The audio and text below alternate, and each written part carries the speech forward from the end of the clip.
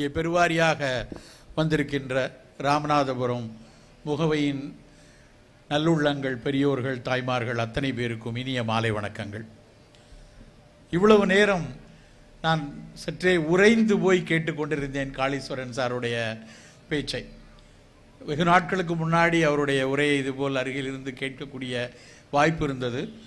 ஆனால் இன்றைக்கு அவருடைய உரை கேட்டபோது இந்த இடத்தில் நிறைய சீனியம்மாளையும் குஞ்சரம்மாளையும் முத்துவாப்பாவையும் பக்கத்தில் இருந்து பார்ப்பது போன்ற ஒரு உணர்வை அவருடைய மிக அழகான ஒரு வடிவமான மிக அழகான ஒரு அவருடைய உரையில் பார்க்க முடிந்தது. நமக்கெல்லாம் இப்படிப்பட்ட ஒரு சமூகத்தினுடைய எச்சங்களாக நாம் எல்லாம் இருக்கோம் அப்படின்னு ஒரு தன்னுடைய உரையில் பல நூல்கள் வழியாக, பல ஆசிரியர்கள் வழியாக, வரலாற்றின் பல எச்சங்கள் வழியாக நம் நெஞ்சை தொட்டு சென்றிருக்கிறார் அவர்கள் உரையை கேட்டதுக்கப்புறம் நான் என்ன பேச வேண்டும், வழக்கமாக மேடையில் அமர்ந்திருக்கும் போது அடுத்து என்ன பேச வேண்டும் என்ற ஒரு மன ஓட்டம் ஓடிக்கொண்டே இருக்கும்.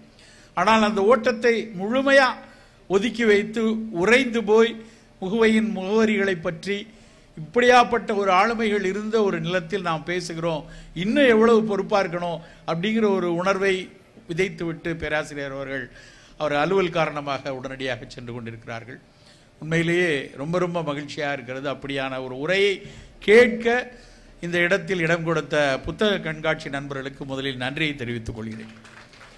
ஏனென்றால் வாசிப்பு மட்டும்தான் ஒரு இப்படியான ஒரு பேரசைவுகளை, பெருநகர்வுகளை சமூகத்தில் கொடுக்கும். மறுபடி உலகத்தில் நடந்த பல்வேறு நகர்வுகளும் இது மாதிரியான வாசிப்புகள் தனி மனிதர்களுக்குள் சென்று துவங்கியதுதான் என்பதை மிக ஆழமாக நம்பக்கூடியவன் நான். இந்த உணவு குறித்த விஷயங்களிலும் பல்வேறு புத்தகங்களும் பல்வேறு ஆசிரியர்களும், காளீஸ்வரன் மாதிரியான பல்வேறு பேராசிரியர்களும் கற்றுக் கொடுத்தவற்றை தான் நானும் சில காலமாக பேசிக்கொண்டே இருக்கிறேன்.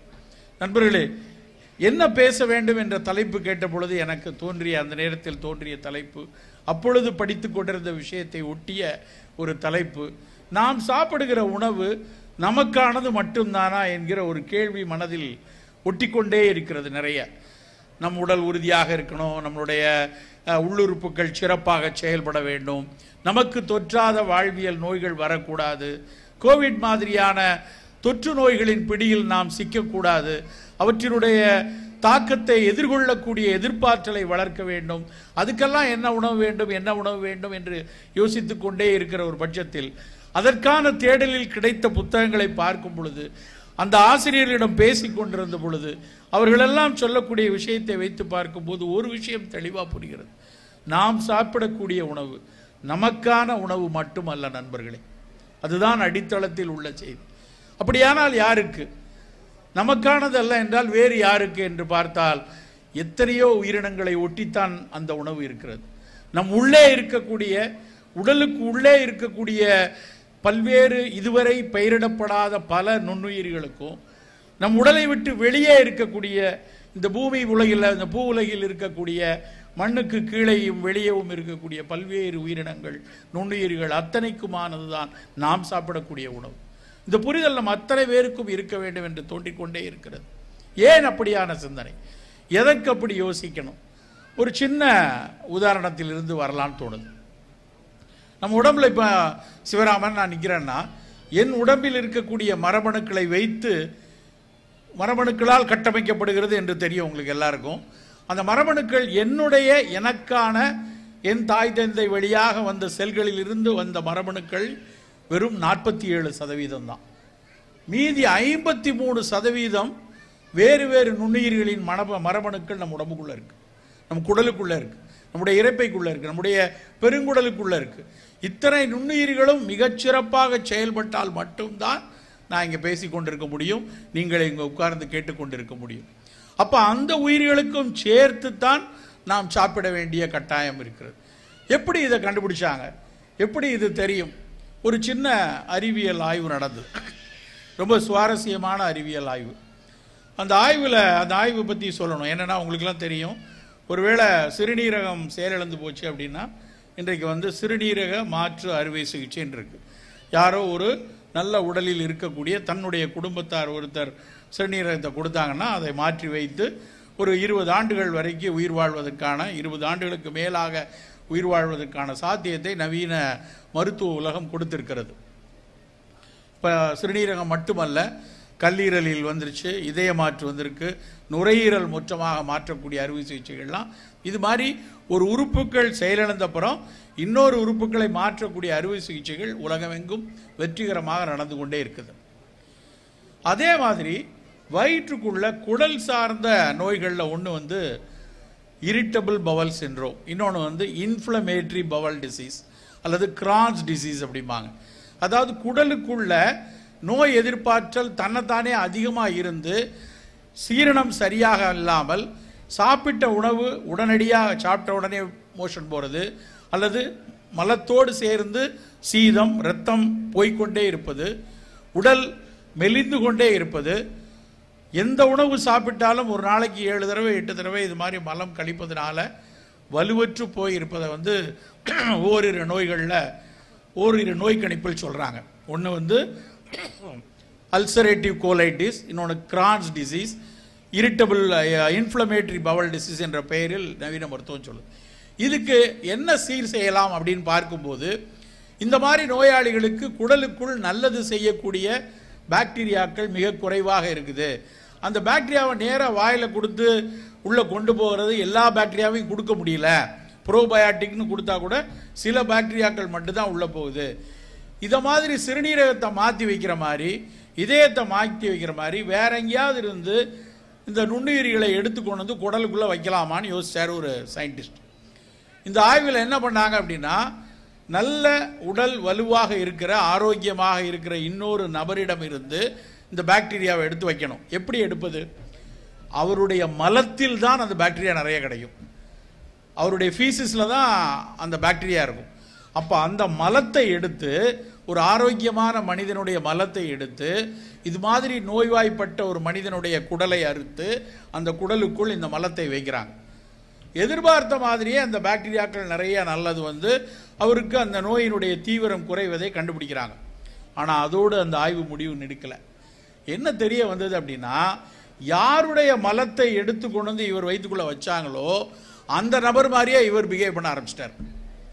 வச்சது என்னமோ மலம் மட்டும்தான், ஆனால் இவருடைய எண்ணம், இவருடைய எதிர்பார்த்தல், இவருடைய செயல்பாடு எல்லாமே அந்த மனிதருக்கு ஒட்டி இருப்பதை கண்டுபிடிக்கிறாங்க. இது ஒரு கதை கிடையாது, உண்மையில் நடந்த விஷயம். நீங்கள் போய் கூகுளில் ஃபீக்கல் டிரான்ஸ்பிளான்டேஷன் அப்படிங்கிறதோடைய ஆய்வு கட்டுரைகளை படிச்சிங்கன்னா இந்த தெரியும்.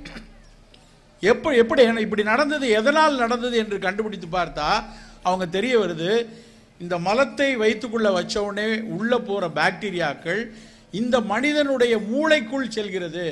இந்த பாக்டீரியாவிலிருந்து வரக்கூடிய பல்வேறு சுரப்புகள் பிளட் பிரெயின் பேரியரை தாண்டி மூளையோடு உறவாடுகிறது என்கிற ஆய்வை கண்டுபிடிக்கிறாங்க. இப்போ என்ன தெரிய வருது அப்படின்னா, நம்ம வயிற்றுக்குள்ளே இருக்கிற பாக்டீரியாக்களோ நுண்ணுயிரிகளோ இவையெல்லாம் நம் உடலுக்கானதுன்னு மட்டும் நம்ம நினைக்க முடியாது. அவை நம்முடைய வெறும் ஜீரணத்துக்கு மட்டும் செயல்படலை, அந்த ஜீரணத்தை தாண்டி பல்வேறு விஷயங்களுக்கு, உடலினுடைய எதிர்ப்பாற்றல்ல இருந்து, நினைவாற்றல்ல இருந்து, செயல்திறன்ல இருந்து, மெட்டபாலிக் பல நோய்களை கட்டுப்படுத்துவது வரைக்கு இந்த பாக்டீரியாக்கள் நமக்கு உதவி கொண்டிருக்கணும் என்பதை அந்த ஆய்வு முடிவுகள் தெரிய வந்துச்சு. அப்போ அதிலிருந்து நமக்கு தெரிய வேண்டிய விஷயம் என்ன அப்படின்னா, நம்ம சாப்பிட்ற சாப்பாடு நம் வாய்க்கு ருசியாக இருக்கிறது மட்டும் இல்லாமல், நம் உடலுக்கு ஊட்டம் தருவது மட்டும் இல்லாமல், கூடவே வயிற்றில் இருக்கக்கூடிய பல்வேறு நுண்ணுயிர்களுக்கும் எந்த விதத்திலும் தீங்கு செய்யக்கூடாது என்பதுதான் அந்த ஆய்வில் கிடைக்கக்கூடிய முதல் முடிவான விஷயம். ரொம்ப ரொம்ப மிக மிக முக்கியமான ஒரு ஆய்வு முடிவு. அதை ஒட்டித்தான் இன்றைக்கு ஆட்டிசம் என்கிற நோய்க்கு, உங்களுக்கெல்லாம் தெரிஞ்சிருக்கும் எவ்வளவு சிரமப்படுவாங்க அந்த குழந்தையினுடைய பெற்றோர்கள். அந்த ஆட்டிச நோய்க்கான சிகிச்சைக்கு குடலில் உள்ள பாக்டீரியாக்களை வலுப்படுத்துவது மூலமாக, அதாவது வீனிங் பீரியடில் தாய்ப்பால் கொடுத்ததுக்கு அப்புறம் உணவுகள் சாப்பிடும்போது குடலுக்குள் இருக்க வேண்டிய நுண்ணுயிரிகள் சரியாக இல்லை என்றால் அது ஒருவேளை ஆட்டிசத்துக்கு காரணமாக இருக்குமோ என்கிற நோக்கில் ஆய்வுகள் இன்றைக்கு செலுத்தப்பட்டு, இந்த நுண்ணுயிரிகளை சரி செய்து ஆட்டிசத்தை சரி செய்ய முடியுமா என்கிற ஆய்வு பெரிய அளவில் போய்கொண்டிருக்கிறது. நண்பர்களே, நாம் சாப்பிடக்கூடிய உணவில் நம் உடல் நலம் தாண்டி இந்த பார்வையும் நமக்கு மிக மிக அவசியமான விஷயம். அதை தாண்டி வயிற்றுக்குள்ள இருக்க பாக்டீரியா சரி, வெளியில் இருக்கிற உயிரினங்கள், வெளியில் இருக்கிற நுண்ணுயிரிகள், கோவிட் அதை மிகப்பெரிய அளவில் நமக்கு கற்றுக் கொடுத்திருக்கிறது. 1970களுக்கு முன்னாடி உடல் நலம் அப்படின்னா பிசிக்கல் ஹெல்த்தை தான் நவீன மருத்துவம் ஏற்றுக்கொண்டிருந்தது. ஒரு இதயம் சரியாக துடிக்கிறதா, நுரையீரல் சரியாக சுவாசிக்கிறதா, சிறுநீரகம் சரியாக கழிவுகளை தள்ளுகிறதா, அவன் ஆரோக்கியமாக இருக்கிறான் என்று சொல்லிக் கொண்டிருந்தார்கள். 1970 தான் நவீன அறிவியல் என்ன சொல்லுச்சு அப்படின்னா, அதற்கு முன்னாடியே சிக்மண்ட் ஃப்ராய்ட்லாம் வந்தால் கூட உலக சுகாதார நிறுவனம் முழுமையாக உடல் நலத்திற்கு மென்டல் ஹெல்த் ரொம்ப முக்கியமானது என்று சொன்னது 1970 ஆலமாட்டா ரெசல்யூஷனில் தான். அந்த ஆலமாட்டா ரெசல்யூஷனில் தான் முதல்ல சொன்னாங்க, ஒரு உடல் நலம் நலமாக இருக்கணும்னா உள்ளே இருக்கிற உறுப்புகள் மட்டும் நலமாக இருந்தால் பத்தாது, உன்னுடைய உள்ளம் நலமாக இருக்க வேண்டும் என்று. ஆனால் தமிழ் சமூகம் கிட்டத்தட்ட 3ஆம் 4ஆம் நூற்றாண்டிலேயே சொல்லிவிட்டது, மறுப்பது உடல் நோய் மருந்தனலாகும், மறுப்பது உளநோய் மருந்தனச்சாலும், மறுப்பது இனி நோய் வாராதிருப்ப, மறுப்பது சாவை மருந்தனலாமே என்று. மறுப்பது உடல் நோய் பிசிக்கல் இல்னஸ், மறுப்பது உளநோய் மென்டல் இல்னஸ். இதை 4ஆம் நூற்றாண்டிலேயே சித்த மருத்துவம் மிக தெளிவாக திருமந்திரத்தில் சொல்லி இருக்கிறது. ஆனால் 1970 தான் நவீன அறிவியல் அதை வெகு காலத்திற்கு அப்புறம் ஏற்றுக்கொண்டுச்சு. இப்பொழுது கோவிட் வந்து போனதுக்கு அப்புறம் 21, 22 புதிதாக இன்னொரு விஷயத்தை சொல்ல ஆரம்பித்திருக்கிறார்கள். இல்லை, உன்னுடைய உடல் நலமாக இருந்தால் மட்டும் பத்தாது, உன்னுடைய உள்ளம் நலமாக இருந்தால் மட்டும் பத்தாது. நீ நின்று கொண்டிருக்கிறையே, இந்த நிற்கிற இடத்தினுடைய மண்ணுக்கு கீழே நெளிந்து கொண்டிருக்கின்ற மண்புழு நலமாக இருக்க வேண்டும். இங்கே இருக்கக்கூடிய செடி கொடிகளினுடைய வேர்களிடம் ஒட்டி கொண்டிருக்கிற நுண்ணுயிரிகள் நலமாக இருக்கணும். நமக்காக திரட்சியான கனிகளை கொடுப்பதற்காக அந்த வேர் முடிச்சுகளில் ஒட்டி இருக்கக்கூடிய பூஞ்சைகள் செய்யக்கூடிய வேலை மிகப்பெரிய வேலை. அந்த பூஞ்சைகள் நலமாக இருக்கணும். இந்த மரத்தில் பூத்திருக்கக்கூடிய பூக்கள் நலமாக இருக்கணும். அந்த பூவில் இருக்கக்கூடிய தேன் நலமாக இருக்கணும். அந்த தேனை உறிஞ்ச வரக்கூடிய தேன் சிட்டு நலமாக இருக்கணும். இல்லைன்னா வேறு ஒரு பறவை நலமாக இருக்கணும். இந்த பக்கத்தில் இருக்கக்கூடிய கடலுக்கடியில் இன்னும் 60% மேல் அடையாளம் தெரியாத பல நுண்ணுயிரிகள் இருக்கின்றன, பல உயிரினங்கள் இருக்கின்றன. அவையெல்லாம் நலமாக இருக்கணும். இவை எல்லாம் நலமாக இருந்தால் மட்டும்தான் நீங்களும் நானும் நலமாக இருக்க முடியும் என்பதை ஒற்றை நலம், ஒன் ஹெல்த் என்று சொல்லிவிட்டார்கள். அப்ப எந்த வளர்ச்சி எதுக்காக நாம் திட்டமிட்டாலும் சரி, எந்த விஷயத்தை நோக்கி நகர்ந்தாலும் சரி, இந்த நுண்ணுயிர்களும் சரி பிற உயிரினங்களும் சரி எந்த விதத்திலும் பாதிக்காமல் இருந்தால் மட்டும்தான் இந்த மனித இனம் நலமாக இருக்கும் என்று மிக தெளிவாக ஒற்றை நலம், ஒன் ஹெல்த் என்று உலக சுகாதார நிறுவனமும் யுனைடெட் நேஷனும் சொல்லிடுச்சு. ஸோ குடலுக்குள்ள இருக்கக்கூடிய உயிரினங்களும் வெளியில் இருக்கக்கூடிய உயிரினங்களுக்கும் சேர்த்து நாம் சிந்திக்க வேண்டும். நண்பர்களே, நாம் எல்லாம் என்ன நினைச்சிட்டு இருக்கோம் அப்படின்னா, ரொம்ப நாட்களாக, அதுவும் குறிப்பாக கடந்த 200-250 வருடங்களாக மனித இனம்தான் இருக்கிறதிலே வலிமையான இனம், மனித இனம்தான் மிக அறிவாளியான இனம், மனித இனம்தான் மிக அறச்சிந்தனை உள்ள இனம் என்று நாம் தவறாக நினைத்து கொண்டே இருந்தோம். உண்மையிலே நிறைய புத்தகங்கள் வாசிக்க பிற ஆசிரியர்கள் சொல்ல படிக்க இருக்கிறதிலேயே மிக கேவலமான இனம் மனித இனம்தான் என்று திரும்ப தெரிய வருகிறது. சேப்பியன்ஸ் என்று ஒரு நூல் சமீபமாக என்னை மிகவும் அழுத்தி இருக்கக்கூடிய நாகலட்சுமி சண்முகம் என்கிற அம்மா அதை தமிழாக்கம் செய்திருக்கிறார்கள். ஆங்கிலத்தில் சேப்பியன், தமிழிலும் சேப்பியன்ஸ் என்றே வந்திருக்கிறது. யுவான் நுராரின்னு மிக உலகம் எழுதும் விற்று தீர்த்த ஒரு நூல். இங்கேயும் கண்டிப்பாக கிடைக்கும். இதுவரைக்கும் வாங்கலைன்னா நாளை ஒரு நாள் கூட நீட்டிப்பு செய்திருக்கிறார்கள். ஒவ்வொருத்தர் வீட்டிலும் இருக்க வேண்டிய நூல் அந்த சேப்பியன்ஸ். அந்த சேப்பியன்ஸ் நூலை படித்ததுக்கு அப்புறம் அதில் சொல்றான், இந்த சேப்பியன்ஸ் ஹோமோ சேப்பியன்ஸ் தான் மனிதனுடைய மூத்த கடைசி குரங்கு என்று எடுத்துக்கொள்ளலாம், இல்லை என்றால் மனிதனின் முதல் மனிதன் என்றும் எடுத்துக்கொள்ளலாம். அந்த ஹோமோ நியோண்டர்தால், ஹோமோ சேப்பியன்ஸ் இவைதான் மனித இனமாக மாறுகிறது. இந்த சேப்பியன்ஸ் எங்கெல்லாம் நகர்ந்துச்சோ அங்கெல்லாம் என்ன நடந்தது என்று அந்த ஆசிரியர் எழுதுகிறார்.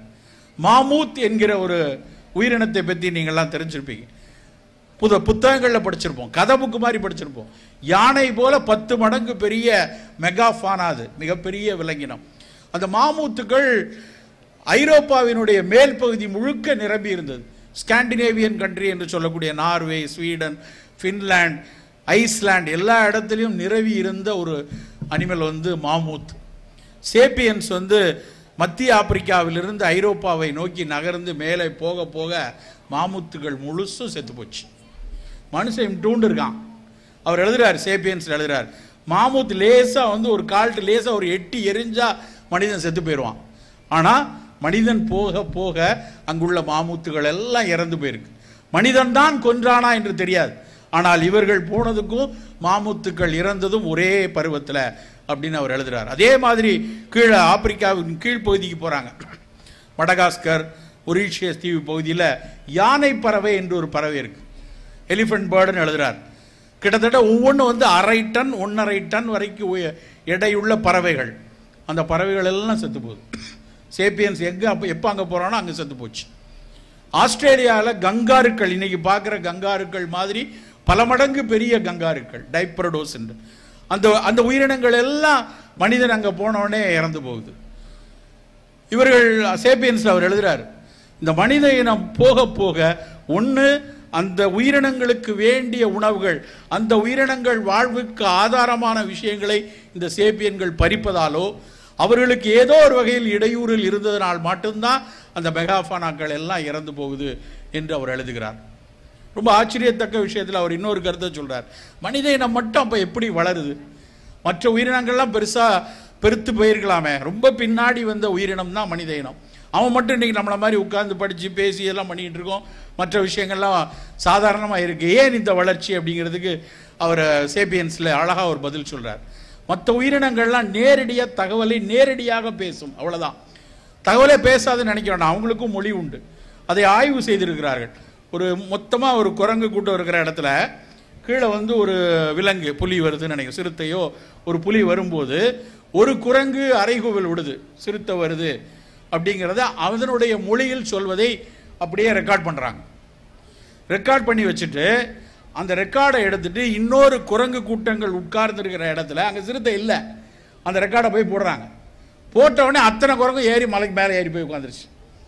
அப்போ அந்த மொழி, முதலில் அங்கே பேசிய மொழி சிறுத்தை வருகிறது என்கிற தகவலை சொன்ன குரங்கின் மொழி, ஏன்னா அந்த ஆசிரியர் பதிவு செய்கிறார். ஆனால் தட்டையா சிறுத்தை வருது மேலே ஏறு, அவ்வளோதான் அந்த செய்தி பரிமாற்றம் இருக்கிறது. இதே மனுஷன் என்ன செய்வான் அப்படின்னு அவர் எழுதுறார். மனிதன் மிகப்பெரிய அளவில் வளர்ந்ததற்கு காரணம் பகுத்தறிவோ இல்லை என்றால் ஏங்கல்ஸ் மார்க்ஸ்லாம் சொல்லுவாங்க, முன் கை 2 முன்னங்காலாக இருந்தது கைகளாக ஆனதுதான் மனிதனுடைய வளர்ச்சிக்கான ஒரு காரணம் என்று ஒரு கருத்தாக்கம் உண்டு. அவர் சேப்பியன்ஸ் என்ன யுவான் உராரி என்ன சொல்றாருன்னா, மனித இனத்தினுடைய வளர்ச்சிக்கு காரணம் காசிப்பிங் அப்படின்னு எழுதுறாரு. காசிப்பிங்னா சும்மா புறங்கூறி பேசிட்டு இருக்கிறது, கதை சொல்வது என்று எழுதுறாரு. எப்படின்னா குரங்கு வந்து சிறுத்தை வருது அப்படின்னு தகவல் சொல்லும். ஆனால் மனிதனாக இருந்தால் என்ன சொல்லுவான்னா, சிறுத்தை அப்படியே லெஃப்ட்டுக்காக போகும்போது அந்த பக்கம் ஒரு ஆடு இருந்துச்சு, அதை தாண்டி ஆற்றுக்கு குறுக்க வரும்போது இந்த பக்கம் ஒரு ஆலமரம் இருந்து, இப்படி ஒரு கதையை சொல்லக்கூடிய ஆற்றல் மனிதனுக்கு இருந்தது. அதனால்தான் மனிதன் அதனுடைய ஒட்டுமொத்த ஈகோ சிஸ்டத்தை புரிஞ்சு அதற்கேற்றால் போல் தன் வாழ்க்கையை மாற்றக்கூடிய அறிவை பெற்றான். அதனால்தான் மனித இனம் வளர்ந்தார் என்று அந்த யுவான் நுராரி எழுதுவார். ரொம்ப ரொம்ப சின்ன விஷயமாக இருக்கும் ஒரு நூல், நம்மை வாசிக்க வாசிக்க பல புரிதல்களை கொடுப்போம். அதே மார்கரெட் மீட் அப்படின்னு ஒரு பெரிய ஆந்த்ரோபாலஜிஸ்ட், அவங்க எழுதுனாங்க ஒரு புத்தகத்தில். ரொம்ப என்னை மிகவும் உலுக்கிய ஒரு வரி அந்த அம்மா எழுதுனாங்க. அவங்க ஒரு பெரிய மானுடவியாளர், எப்படி மனித இனம் கிளைத்து வருகிறது என்பதை ஆய்ந்து அறியக்கூடிய ஒரு பேராசிரியை அந்த அம்மா. அவங்க என்ன சொல்றாங்க அப்படின்னா, மனித இனம் வளர்ந்ததுக்கு அவங்க வைக்கிற காரணம் என்ன அப்படின்னா, அவங்க அழகா ஒரு காரணம் சொல்றாங்க. மற்ற விலங்குகள் எல்லாம் ஏதோ ஒரு சண்டையிலோ உணவுக்காக ஓடும் பொழுதோ ஒரு விலங்கு இன்னொரு விலங்கு தாக்கியதுனாலேயோ ஒரு வேளை எலும்பு முறிவு உடைஞ்சிருச்சு அப்படின்னா அது அந்த இடத்துல விழுந்து இறந்து போயிடும். கொஞ்ச நாள் அப்படியே இருக்கும், இறந்து போயிடும். ஆனால் மனிதன் என்றைக்கு தன்னுடைய இடுப்பு எலும்பு உடைந்து கால் உடைந்ததுக்கு அப்புறமும் அதற்கப்புறமும் 30 ஆண்டுகள் வாழ்ந்திருப்பதற்கான சான்றுகள் நிறைய கிடைக்குது. அந்த அம்மா எழுதுறாங்க, 30 ஆண்டுகள் கால் உடைந்ததுக்கு அப்புறமும் அவன் நல்லா வாழ்ந்திருக்கிறான் அப்படின்னா இனியோ ஒரு 4 வாரம் 6 வாரத்தில் எலும்பு கூடிரும். ஆனால் அந்த 6 வாரம் 8 வாரம் அந்த மனிதனை யாரோ ஒருத்தர் பாதுகாத்திருக்கிறார்கள், யாரோ ஒருவர் சாப்பாடு கொண்டு வந்து கொடுத்துருக்காங்க, யாரோ ஒருவர் அந்த மனிதனை தூக்கிட்டு பனியோ வெயிலோ படக்கூடாது, தண்ணீரில் நனைந்து விடக்கூடாது என்று எடுத்து குகைக்குள்ளேயோ வேறு எங்கேயோ எடுத்து செல்ல முடியும். அந்த அடிப்படை மனித நேயமும் அன்பும் காதலும் தான் மனிதனை அடுத்த கட்டத்துக்கு நகர்த்தி இருக்கிறது என்று அந்த மார்கரெட் மீட் எழுதுவாங்க. மற்ற விலங்கினங்கள் அது இல்லை. ஒரு விலங்கு அடிபட்டுருதுன்னா அப்படியே அந்த இடத்துல இருக்கும். அதால் அது அடுத்த இடத்துக்கு போவதற்கான சாத்தியங்கள் மிக மிக குறைவு. மனிதன் நகர்ந்திருக்கிறான் என்று அவர்கள் எழுதியிருப்பாங்க. அப்படி ஒரு இந்த வாசிப்புகள் வாசிக்க வாசிக்க மனித இனம் எப்படியெல்லாம் இருந்திருக்கு, எப்படியெல்லாம் நகர்ந்திருக்கிறது, இவன் நகர்வில் என்னென்ன தாக்கங்கள் நடந்திருக்கிறது என்பதை வாசிக்க முடிகிறது நண்பர்களே. ஆனால் நாம் நகர்ந்த விஷயங்கள் எல்லாம், நாம் மிகச்சிறப்பாக நகர்ந்தது எல்லாம் நமக்கு மட்டும் நல்லதாக இருந்ததா, பிற உயிர்களுக்கு என்ன பாதிப்பை எடுத்ததுன்னு வாசிக்க வாசிக்க வேதனைகள் தான் மிச்சம் முடிகிறது. இந்த கோவிடே எடுத்துக்கொள்வோம். கடந்த 2 ஆண்டுகளுக்கு முன்னாடி இப்படியான ஒரு கூட்டம் நமக்கு சாத்தியமா இல்லை. அப்படியே இருந்தாலும் அத்தனை பேரும் முகமுடி கொள்ளையர்கள் மாதிரி தான் உட்கார்ந்துருக்கணும். இன்றைக்கு அப்படி இல்லை.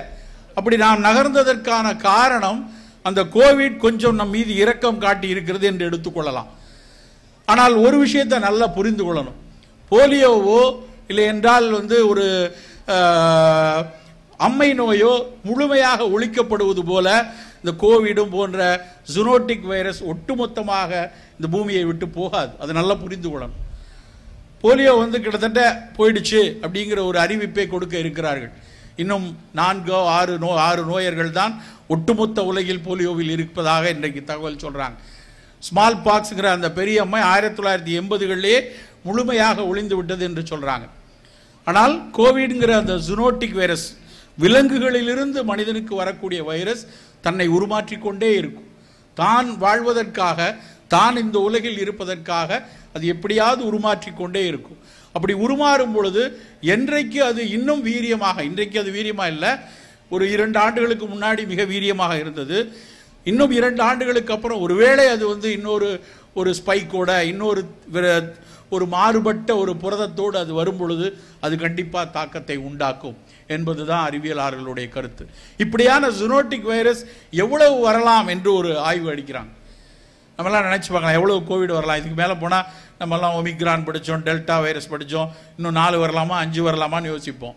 6,30,000 வைரஸ்கள் இது போல் வருவதற்கான சாத்தியம் இருக்கு அப்படிங்கிறாங்க. எப்படி 6,30,000 கணக்கிடுகிறார்கள்? உலகத்தில் இப்போது நடந்து கொண்டிருக்கிற மிகப்பெரிய பிரச்சனை புவி வெப்படைதல். நிறைய பேர் அதை ஏற்றுக்கொள்வதில் நிறைய மாற்று கருத்துக்கள் இருக்கு. இல்லை ஒரு குரூப் இப்படியே சொல்லிட்டு இருக்காங்க அப்படிங்கிறாங்க. ஆனால் உண்மையில நம்ம ஒரு சமீபத்தில் நான் படித்து வியந்த ஒரு புத்தகம், ஜியோடாமின் எழுதிய ஒரு புத்தக வரிசை, 10 புத்தகங்கள் தொகுத்து பிழைத்தலும் வாழ்தலும் அப்படிங்கிற தலைப்பில் ஒரு 10 புத்தகங்கள் எழுதியிருக்கார். குட்டி குட்டியாக புத்தகம். அதில் ஒரு புத்தகத்தில் ரொம்ப சின்ன புத்தகம், அதில் முதல் புத்தகத்தில் ஒரு சின்ன கதை எழுதுகிறார். அது ரொம்ப படித்த உடனே மனசுக்கு ஒரு பதட்டத்தை உருவாக்குது. புவி வெப்படைதலை அவர் புரிய வைத்த விதம் அப்படிதான். எப்படின்னா, ஒரு பாத்திரத்தில் நல்லா குளிர்ந்த தண்ணி வச்சு, அந்த குளிர்ந்த தண்ணிக்குள்ளே ஒரு 5-6 தவளையை விட்டோன்னு வைங்க, வச்சுட்டு கீழே அடுப்பை மூட்டினோன்னா அந்த தவளைக்கு எதுவும் தெரியாது, அது பாட்டு விளையாண்டுட்டே இருக்கும். அந்த தண்ணி மெல்ல மெல்ல சூடாகும் போது கூட உடம்பெல்லாம் கொஞ்சம் எதமாக இருக்குது, யாரோ மசாஜ் பண்ணுற மாதிரி இருக்குன்னு தான் தவளைக்கு தெரியும்.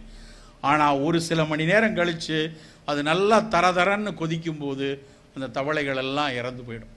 அதனால் குதிப்பதற்கான, வெளியே துள்ளி குதிப்பதற்கான வழி கிடையாது. அதே போல தான் பூமியோட நிலைமையும். 1 டிகிரி 1.25 டிகிரி கடந்த 30 வருஷத்தில் ஏறும்னு எதிர்பார்த்தாங்க. 2.5 டிகிரி ஏறி இருப்பதாக இப்போது இருக்கிற அறிக்கை சொல்வது 2.2 2.3 டிகிரி கூடி இருக்கிறது என்று ஐபிசிசி போன்ற அறிக்கைகள் நமக்கு தெரிவித்துக் கொண்டே இருக்கு. என்ன நடந்துரும் நம்ம நினைப்போம், என்ன நடந்துருப்போ நமக்கு ஒன்றும் தெரியாது. அங்கே துருக்கியில் நடந்த நகர்வாக இருக்கட்டும், இல்லை இதற்கு முன்னால் நாம் பார்த்த இங்கே நடந்த சுனாமிகளாக இருக்கட்டும், எல்லாமே சூழலில் இருக்கக்கூடிய எங்கெங்கோ நடக்கக்கூடிய வன்முறைகளுடைய வெளிப்பாடு தான். அப்படி புவி வெப்படையும் போது ஒட்டுமொத்தமாக சொல்லக்கூடிய விஷயம், கடற்கரை ஓரங்கள் தான் ரொம்ப ஆபத்தானது. கடற்கரை உள்ள வர்றது, உள்வாங்கக்கூடிய தன்மை. லட்சத்தீவுகளில் ஒருவேளை 1000 தீவு தான் இனிமேல் இருக்குங்கிறான். நியூசிலாந்தில் கீழே இருக்கிற சதர்ன் ஐலண்டில் ஒரு சில பகுதி மாறிடுங்கிறான். இந்தோனேஷியாவில் ஜகார்த்தா, நமக்கெல்லாம் தெரியும், இந்தோனேஷியாவினுடைய தலைநகரம் ஜகார்த்தா. ஆனால் அது முழுக்க கடற்கரையால் சூழ்ந்திருக்கிறது. புவி வெப்படைதலில் தண்ணி உயரும், பிரச்சனை வரும் அப்படின்னு தெரிஞ்ச உடனே அவன் தலைநகரத்தையே மாற்றுவதற்கு தயாராயிட்டாங்க. முழுமையாக பணி நடந்து கொண்டிருக்கிறது. மெல்ல மெல்ல நமக்கு தெரியாமல் இப்படி புவி வெப்படைதல் நடக்கும்போது அங்கங்கே இருக்கக்கூடிய பனிப்பாறைகள் எல்லாம் உருகுது. அண்டார்டிகாவில் இருக்கக்கூடிய 147 டிகிரி சதுர கிலோமீட்டர் அளவுள்ள பனிப்பாறை சர்றன்னு கரைஞ்சு போயிடுச்சு. திபெத்தில் இருக்கக்கூடிய பல்வேறு பனிப்பாறைகள் உருகி வெளியே வரும்போது அதுக்கு கீழாக உறைந்திருக்கிற ஹைபர்னேட் ஆகியிருக்கிற பல வைரஸ்கள் வெளியே வருது. இந்த வைரஸ்கள் தான் இது மாதிரியான ஜூனோட்டிக் வைரஸ்களாக மாறுவதற்கான பல்வேறு சாத்தியங்கள் இருப்பதாக சொல்கிறார்கள். நண்பர்களே, அப்போ நாம் என்ன செய்யணும்னா, நமக்கான நம் முன்னால் இருக்கக்கூடிய ஒரு சவால் என்னன்னா, நாம் உணவுக்காகவோ இல்லை என்றால் நம் வசதிகளுக்காகவோ நம் குதூகலத்துக்காகவோ இந்த சூழல் மீதா நடத்தக்கூடிய வன்முறைகளை நிறுத்துவது மட்டும்தான் அடுத்த தலைமுறையை நாம் ஆபத்தில்லாமல் பார்த்து கொள்ள முடியும். நண்பர்களே, நாம் உணவுக்காக நடத்தக்கூடிய இந்த வன்முறைகளை முதலில் நாம் உற்று பார்க்கணும். நமக்கு ஒரு நல்ல பெரிய கத்திரிக்காய் வேணும், இல்லைன்னா ஒரு ஓட்டை இல்லாத கத்திரிக்காய் வேணும், இல்லை என்றால் நல்ல பருத்த கனிகள் வேணும் அப்படிங்கிறதுக்காக இந்த மண்ணில் தெளிக்கக்கூடிய பல்வேறு ரசாயனங்கள், பல்வேறு பூச்சிக்கொல்லி ரசாயனங்கள், பல்வேறு களைக்கொல்லிகளாக வரக்கூடிய விஷயங்கள் நேரடியாக அந்த மண்ணில் இருக்கக்கூடிய பல்வேறு குட்டி குட்டி உயிரினங்களை தாக்குகிறது. நம்ம எல்லாம் ரொம்ப எளிதாக சொல்லிடுறோம், பழந்தண்ணி வௌவால்கள்ல இருந்து தான் நிஃபா வைரஸ் வந்ததுன்னு. பழந்தண்ணி வௌவால் நேரடியாக நிஃபா வைரஸ் உள்ள நம்மக்கிட்ட மேலே தெளிப்பதற்கான காரணம் என்னவா இருக்கும்? அது எத்தனை நமக்கு முன்னாடியே தோன்றிய உயிரினம், திடீரென நிஃபா வைரஸ் எப்படி அதுலேருந்து வந்துச்சு? இந்தோனேஷியா காடுகளை மனிதன் போய் கொளுத்துறான், ஒட்டுமொத்தமாக கொளுத்துறான், கீழே இருக்க மைன்ஸ் எடுக்கணுங்கிறதுக்காக. அந்த இந்தோனேஷியா காடுகளுக்கு உள்ள அவ்வளவு நாள் எந்தவித பிரச்சனையும் இல்லாமல் வாழ்ந்து கொண்டிருந்த அந்த வௌவால்கள் லபோதிபோன்னு அடிச்சுட்டு வெளியே ஓடி வருது. அந்த வெளியே லபோதிபோன்னு அடித்து வரும்போது அதனுடைய உமிழ்நீரில் இருக்கக்கூடிய அந்த நிஃபா வைரஸ், அதுவரைக்கு மனிதனை தாக்காமல் இருந்த வைரஸ் அந்த ஸ்ட்ரெஸ்ஸில், அந்த தீப்பிடித்து எரியக்கூடிய காடுகளிலிருந்து தன் குழந்தை குட்டிகளோடு வெளியேறிய அந்த பழந்தினி வௌவாலுக்கு இருக்கக்கூடிய அழுத்தத்தில் அந்த வைரஸ்கள் ஜூனோட்டிக் வைரஸ் ஆகி மனிதரை தாக்கக்கூடிய வைரஸ் ஆகுது. அப்படியானால் குற்றம் செய்தது என்ன, பழந்தினி வௌவாலா இல்லை கொளுத்திய மனிதனா? நாம் தான் யோசிக்க வேண்டும் நண்பர்களே. ஒவ்வொரு முறையும் இந்த சூழலில் நடத்தக்கூடிய வன்முறைகள் தான் வெளியில் இருக்கக்கூடிய உயிரினங்களை மிகப்பெரிய அளவில் பாதிப்புக்கு உள்ளாக்குறது. அன்றைக்கு சேப்பியன்கள் எப்படி மெகாஃபானாக்களை போய் கொளுத்தியதோ அதே மாதிரி தான் இன்றைக்கு சூழலுக்காக நடத்தக்கூடிய பல்வேறு விஷயங்களில் இது மாதிரியான நுண்ணுயிர்கள் எல்லாம் இறந்து கொண்டே இருக்கின்றன. நண்பர்களை, நாம் என்ன செய்ய வேண்டும்? நமக்கான உணவு எப்படி இருக்கணும்? இதெல்லாம் சரி தெரிகிறது.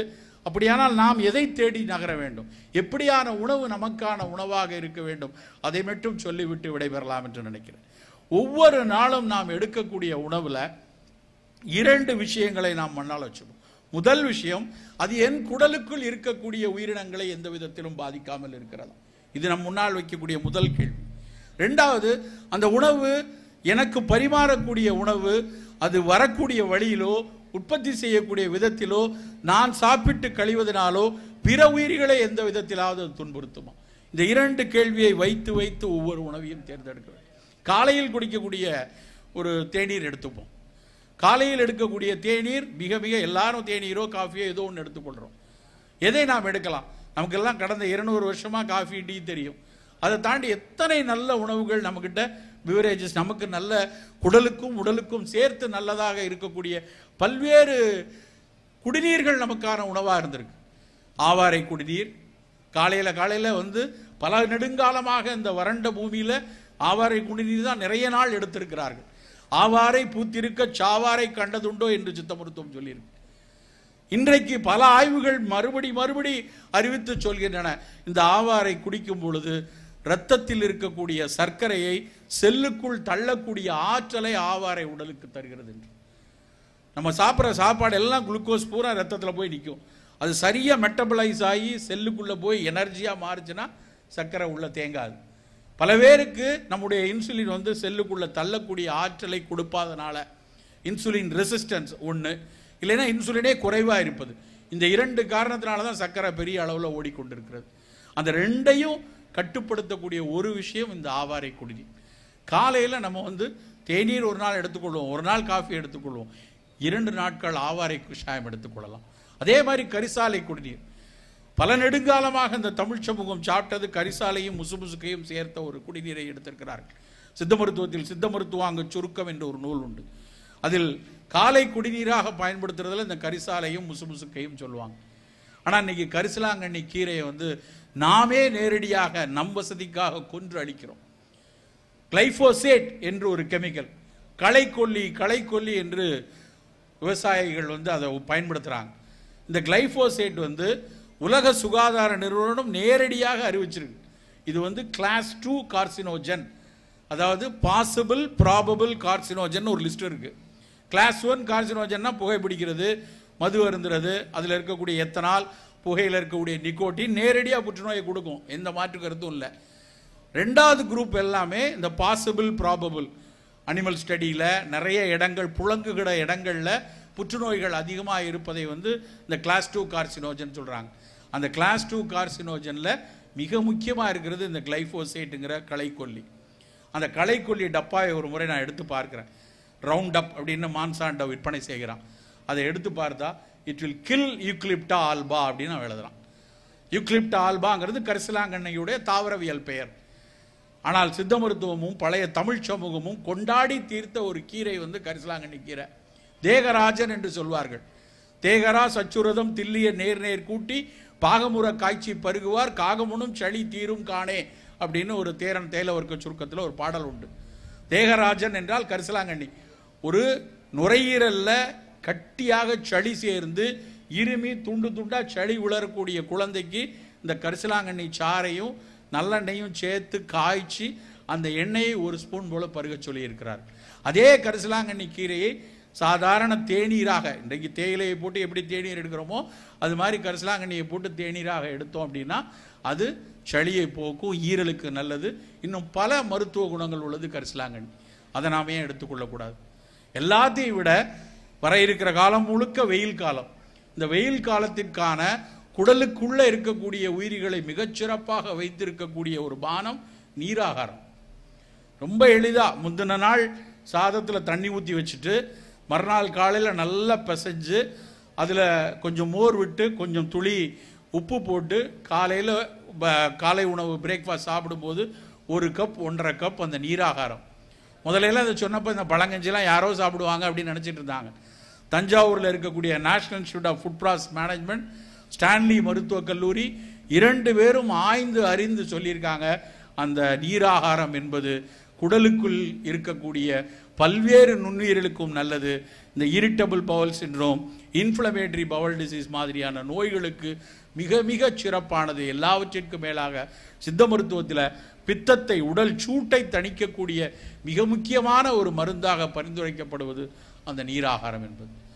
நாம் ஏன் அதை எடுத்துக்கொள்ளக்கூடாது காலை நேர உணவில்?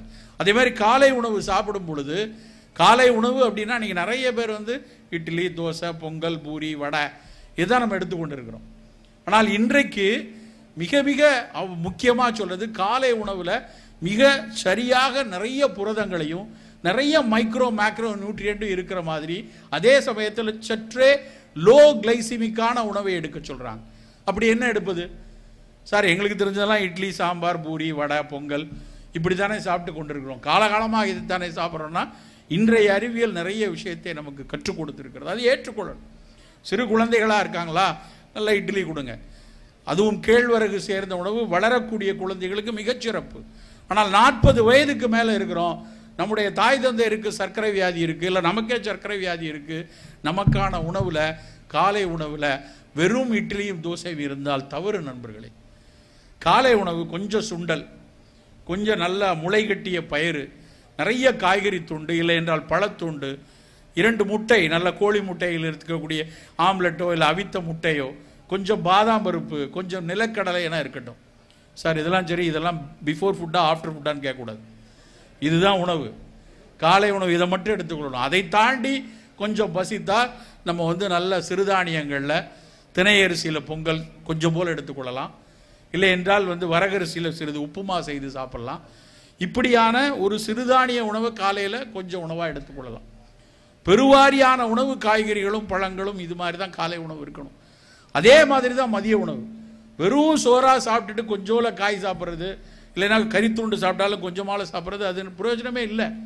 நம்முடைய தட்டில் 80% காய்கறிகளும், மீன் சாப்பிட்டா மீன்கள், புலாலில் வந்து முதல் தேர்வு மீன்கள் தான்.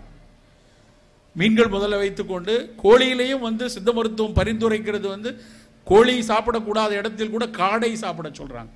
ஜாப்பனீஸ் குவில் என்று பெயர். அது காடையினுடைய புரதம் கோழியினுடைய புரதத்தை விட மிகச் சிறப்பானதாக பேசப்படுகிறது. ஸோ அப்படியான உணவை வந்து மதிய உணவில் எடுத்துக்கொள்ளணும்.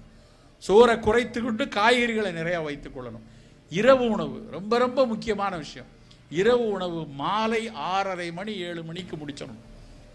யார் ஒருவர் 9:30 மணி 10 மணிக்கு மேலே இரவு உணவு எடுக்கிறாங்களோ அவர்களுடைய ஆரோக்கியத்தில் சற்று தேக்கம் ஏற்பட்டு கொண்டே இருக்கும். இரவு உணவு 6 மணி 6:30 மணிக்கு எடுத்துட்டு மறுநாள் காலையில் 8 8:30 மணி வரைக்கும் அந்த 12-14 மணி நேரம் இடைவெளி விட்டோம்னா அது ஒன்றே உடலுக்கு பல்வேறு வகையில் நன்மையை தரும் என்று பல ஆய்வுகள் சொல்லிக் கொண்டே இருக்கிறது. இதைத்தான் தமிழன் அந்த காலத்தில் சாப்பிட்ட உணவும் காலையிலும் மாலையிலும் தான் சாப்பிட்டாங்க. அன்னைக்கு மதிய நேரத்தில் உழவில் இருக்கிறவங்க ஒரு சின்ன கோணிப்பாய் இதில் பெட்டியில் எடுத்து சென்று மதிய உழவு 12 மணி உச்ச வெயில் எடுக்கும் பொழுது கொஞ்சம் சோறு சாப்பிட்ற ஒரு பழகம் இருக்கும். காலையில் 6:30 7 மணி, சாயந்தரம் 5 6 மணிக்கு அப்படித்தான் நாம் சாப்பிட்டு கொண்டிருந்தோம். இன்றைக்கு மெசசூட்ஸ் மெடிக்கல் யூனிவர்சிட்டி அதை ஆய்ந்து சொல்கிறான். இன்டர்மீடியன்ட் ஃபாஸ்டிங் என்று அதற்கு பெயரிடுகிறார்கள். நீங்கள் 12 hours ஃபாஸ்டிங் இருக்கீங்களா, 14 hours ஃபாஸ்டிங் இருக்கிறீங்களா, புற்றுநோயிலிருந்து சர்க்கரை நோய் வரைக்கும் கட்டுப்படுத்துவதற்கு இரவில் 6:30 மணிக்கு உணவை முடித்து மறுநாள் காலை 8 மணி 9 வரைக்கும் வயிற்றை காலியாக வைத்திருப்பது மிக மிக முக்கியம் நண்பர்களே. எல்லாவற்றிற்கு மேலாக நம்முடைய உணவில் நிறைய மணமூட்டிகளை சேர்த்து கொண்டே இருக்கணும். இந்த மணமூட்டிகள் சொல்லக்கூடிய இஞ்சி, பூண்டு, சீரகம், வெந்தயம், வெங்காயம், கருஞ்சீரகம், லவங்கப்பட்டை, அன்னாசிப்பூ, தக்கோலம், இது எல்லாமே ஏதாவது ஒரு வகையில் நம் உடலின் எதிர்ப்பாற்றலை கொடுக்கக்கூடியது. பல ஆய்வுகள் மறுபடி வலியுறுத்தி சொல்கிறது. நாம் அதை எந்த அளவுக்கு பயன்படுத்துகிறோம். நிறைய பேர் குருமா செய்யும் போது அதை அரைச்சு போடுறோம். அதை தாண்டி இவற்றை எப்படி பயன்படுத்துகிறோம்னு பார்த்தா நிறைய பண்ணல. நாம் தேநீராக பயன்படுத்தி பழக்கணும். நாம் தேநீர் அருந்தும் பொழுது ஒரு ஸ்பூன் தேயிலை நீர் தேயிலை போடுறீங்கன்னா கூடவே ஒரு துண்டு லவங்கப்பட்டை, இல்லைன்னா ஒரு துண்டு கிராம்பு, இல்லைன்னா ஒரு சின்ன அன்னாசிப்பூ. இந்த ஸ்டார் அனைஸ் அப்படிங்கிற அந்த அன்னாசிப்பூ மிகப்பெரிய அளவில் வைரஸ் நோய்களுக்கு எதிரானது. இன்னைக்கு ஃப்ளூ காய்ச்சலுக்காக நவீன மருத்துவர்கள் பயன்படுத்துகிற டாமி ஃப்ளூ என்கிற மாத்திரை, அசமல்டாவீர் அதனுடைய கெமிக்கல், அது எதிலிருந்து வருதுன்னா இந்த அன்னாசிப்பூன்னு நம்ம பிரியாணியில் நட்சத்திர வடிவில் போடுறோமே அதிலிருந்து தான் அவர்கள் ஷிகிமிக் அமிலம் என்ற ஒன்றை பிரித்து எடுத்து அதிலிருந்து அசமல்டாவீரை பயன்படுத்துகிறாங்க. அதெல்லாம் மருந்தாக எப்படி வேணாலும் வரட்டும். ஆனால் நாம ஏன் நம்மளுடைய தேநீரில் தினம் கொஞ்சம் போல் எடுக்கக்கூடாது? ஒரு சிறு துண்டு இது மாதிரியான லவங்கப்பட்டையோ அன்னாசிப்பூவோ போட்டு எடுத்துக்கொள்வோம். சீரகம் தினம் சாப்பிட்ற மதிய உணவில் இரவு உணவில் சீரக தண்ணீர் குடிப்போம். அந்த சீரக தண்ணியை மறுபடி குடலுக்கு உள்ள இருக்கக்கூடிய பாக்டீரியாக்களுக்கான ப்ரீபயாட்டிக் ஃபுட் என்று எழுதுகிறார்கள். சீரக தண்ணியை சுக்குமல்லி காஃபி, சீரக தண்ணி, இது மாதிரியான மணமூட்டி விஷயங்களை தேநீராகவோ இல்லை என்றால் கஷாயமாகவோ தினம் உணவில் எடுத்துக்கொள்வது பல வகையில் குடலுக்குள் இருக்கக்கூடிய பாக்டீரியாக்களுக்கு நல்லது. அதை தாண்டி நேரடியாக எதிர்ப்பாற்றலை கொடுக்கக்கூடிய உணவாக இருக்கும். ஸோ மணமூட்டிகள் நம்மிடம் மிக மிக அதிகமாக இருக்கும்.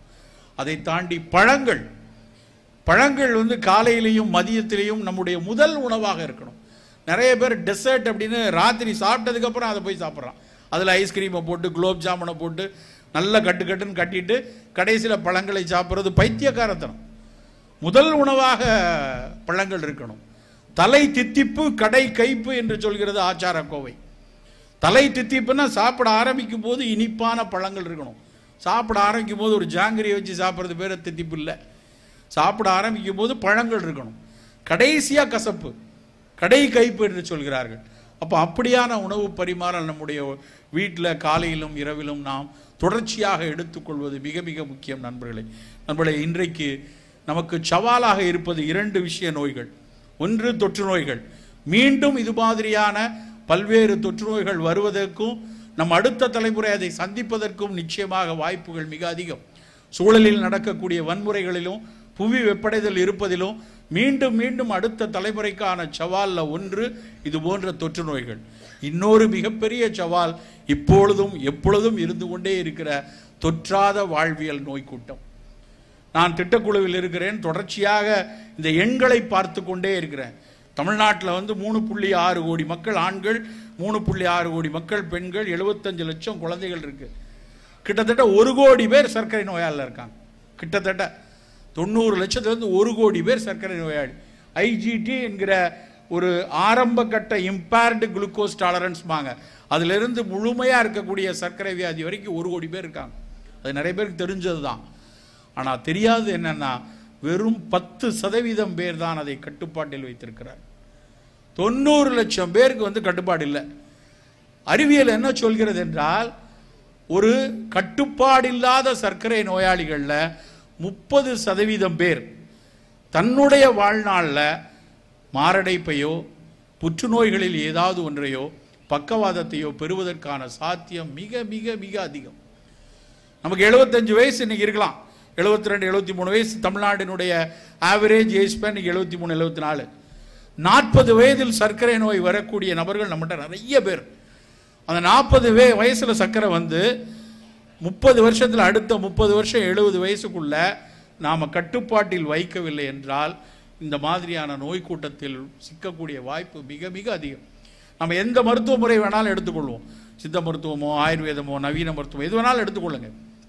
ஆனால் கட்டுப்பாட்டில் இருக்கிறதா, உன்னுடைய எண்கள் சரியாக இருக்கிறதா, மருத்துவர் சொல்லக்கூடிய அலகுகளில் கரெக்டாக உங்களுடைய சர்க்கரை இருக்கிறதா என்பதை நாம் யோசிச்சுக்கிறோம். அதை கட்டுப்பாட்டில் வைக்கணும்னா 30% தான் மருந்துகள். அது எந்த மருத்துவ முறையாக இருந்தாலும் 30-40% தான். மீதி இருக்கிற 60% நம்முடைய உணவும் வாழ்வியலும் தான். இந்த சர்க்கரை நோய் ஒன்றை கட்டுப்பாட்டில் வைக்கலைன்னா தொற்று நோயின் பிடியில் வரும்பொழுது அவர்களுக்குத்தான் பெரிய அளவிலான ஆபத்து வருது. கோமார்பிடிட்டி என்ன திரும்ப திரும்ப கோவிட் நேரத்தில் சொல்லிக்கொண்டே இருந்தாங்களே, யாருக்கு ஆபத்து நிறைய வருது, யாருக்கு உயிரிழப்பு ஏற்படுகிறது, யார் மிகவும் போராடினார்கள் என்று பெரிய கணக்கே இருக்கிறது.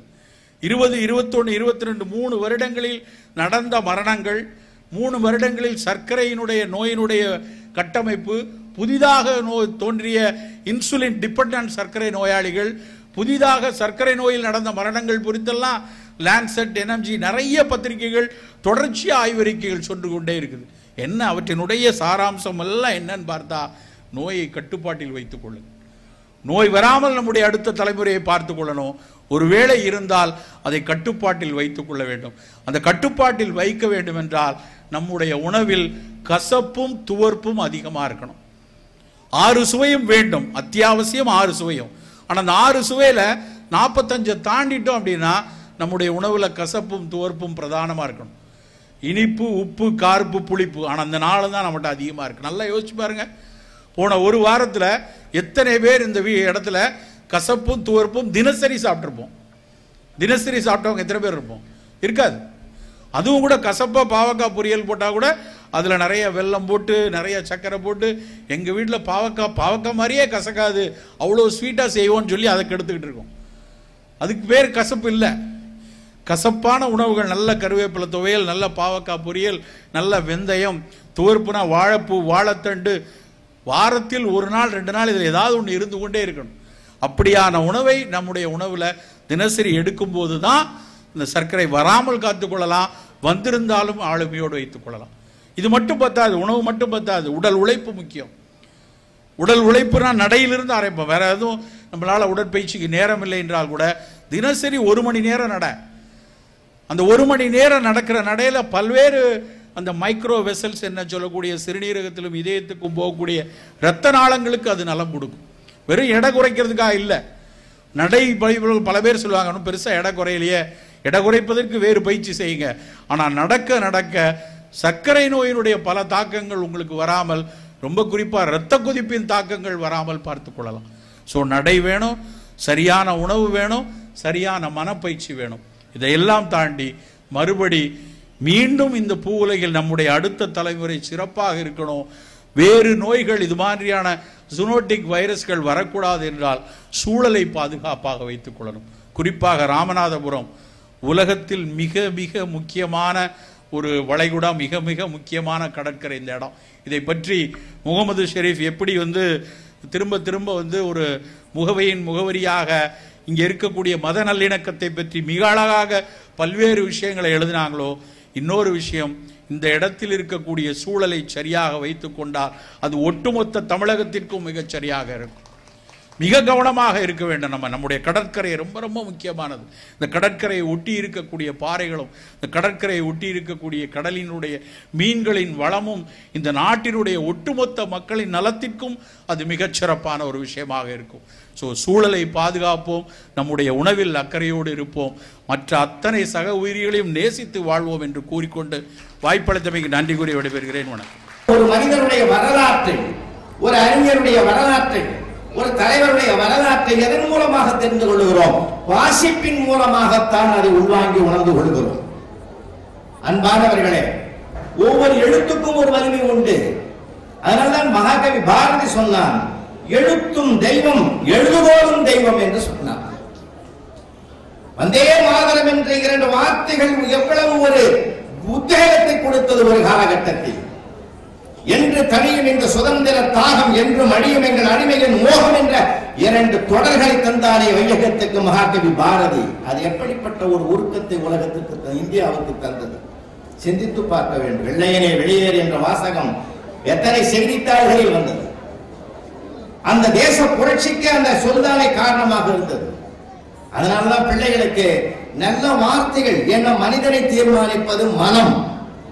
நிலம் பண்பட்டால் நெல் விளையும், மனம் பண்பட்டால் நல்ல சொல் விளையும்.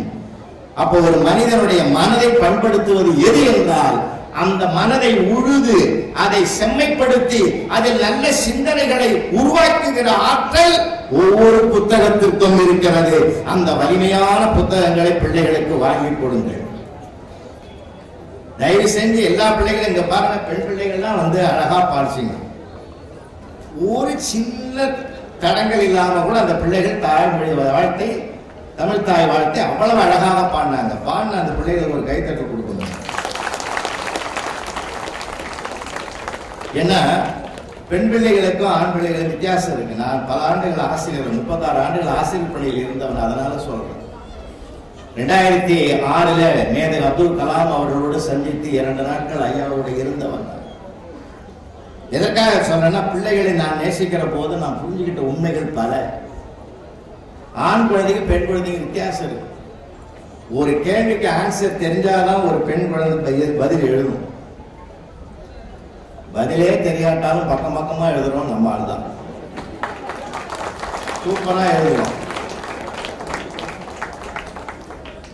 எனக்கே ஒருத்தர் எழுதியிருந்தான், பூகம்பம் எப்படி வரும்னு கேட்டிருந்தேன். மனசாட்சியுடைய பெண் பிள்ளைகள்லாம் எதையும் எழுதல, எல்லாம் சாய்ஸ்ல விட்டுடுது. ஆனா அந்த பையன் எழுதலாம், வானம் வெடித்து சிதறும், பூமி பிளக்கும், கடல் கொந்தளிக்கும், பெருக்கெடுத்து ஓடுகிற வெள்ளத்தில் எங்கள் தமிழையா முதலில் போய் விடுவான்னு எழுதலாம். வேடிக்கையான பசங்க, விளையாட்டான பசங்க. அந்த எழுதுறதுல நான் ரொம்ப ரசிப்பேன், ரொம்ப ரொம்ப ரொம்ப ரசிப்பேன். அந்த பிள்ளைகளை நான் வந்து ரொம்ப பாராட்டுவேன். இங்க கணக்கு டீச்சர் கூட நீங்க எது எழுதினாலும் படிங்க. இப்பெல்லாம் பிள்ளைகள் புதுமையை சிந்திக்கிறான், ரொம்ப ரொம்ப அழகா எழுதுறான்.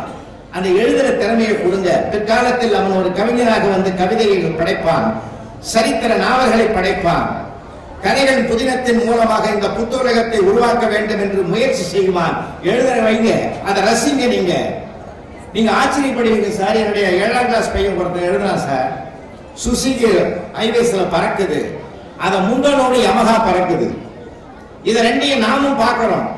இன்னும் வேகமா போறான்னு தான் நாம சொல்றோம். ஆனா பையன் அதை என்னமா பார்த்தான் பாத்தீங்களா?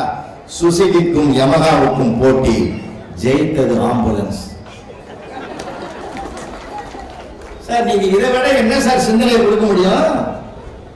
ரொம்ப அழகு சார், ரொம்ப ரொம்ப ரசிச்சாங்க.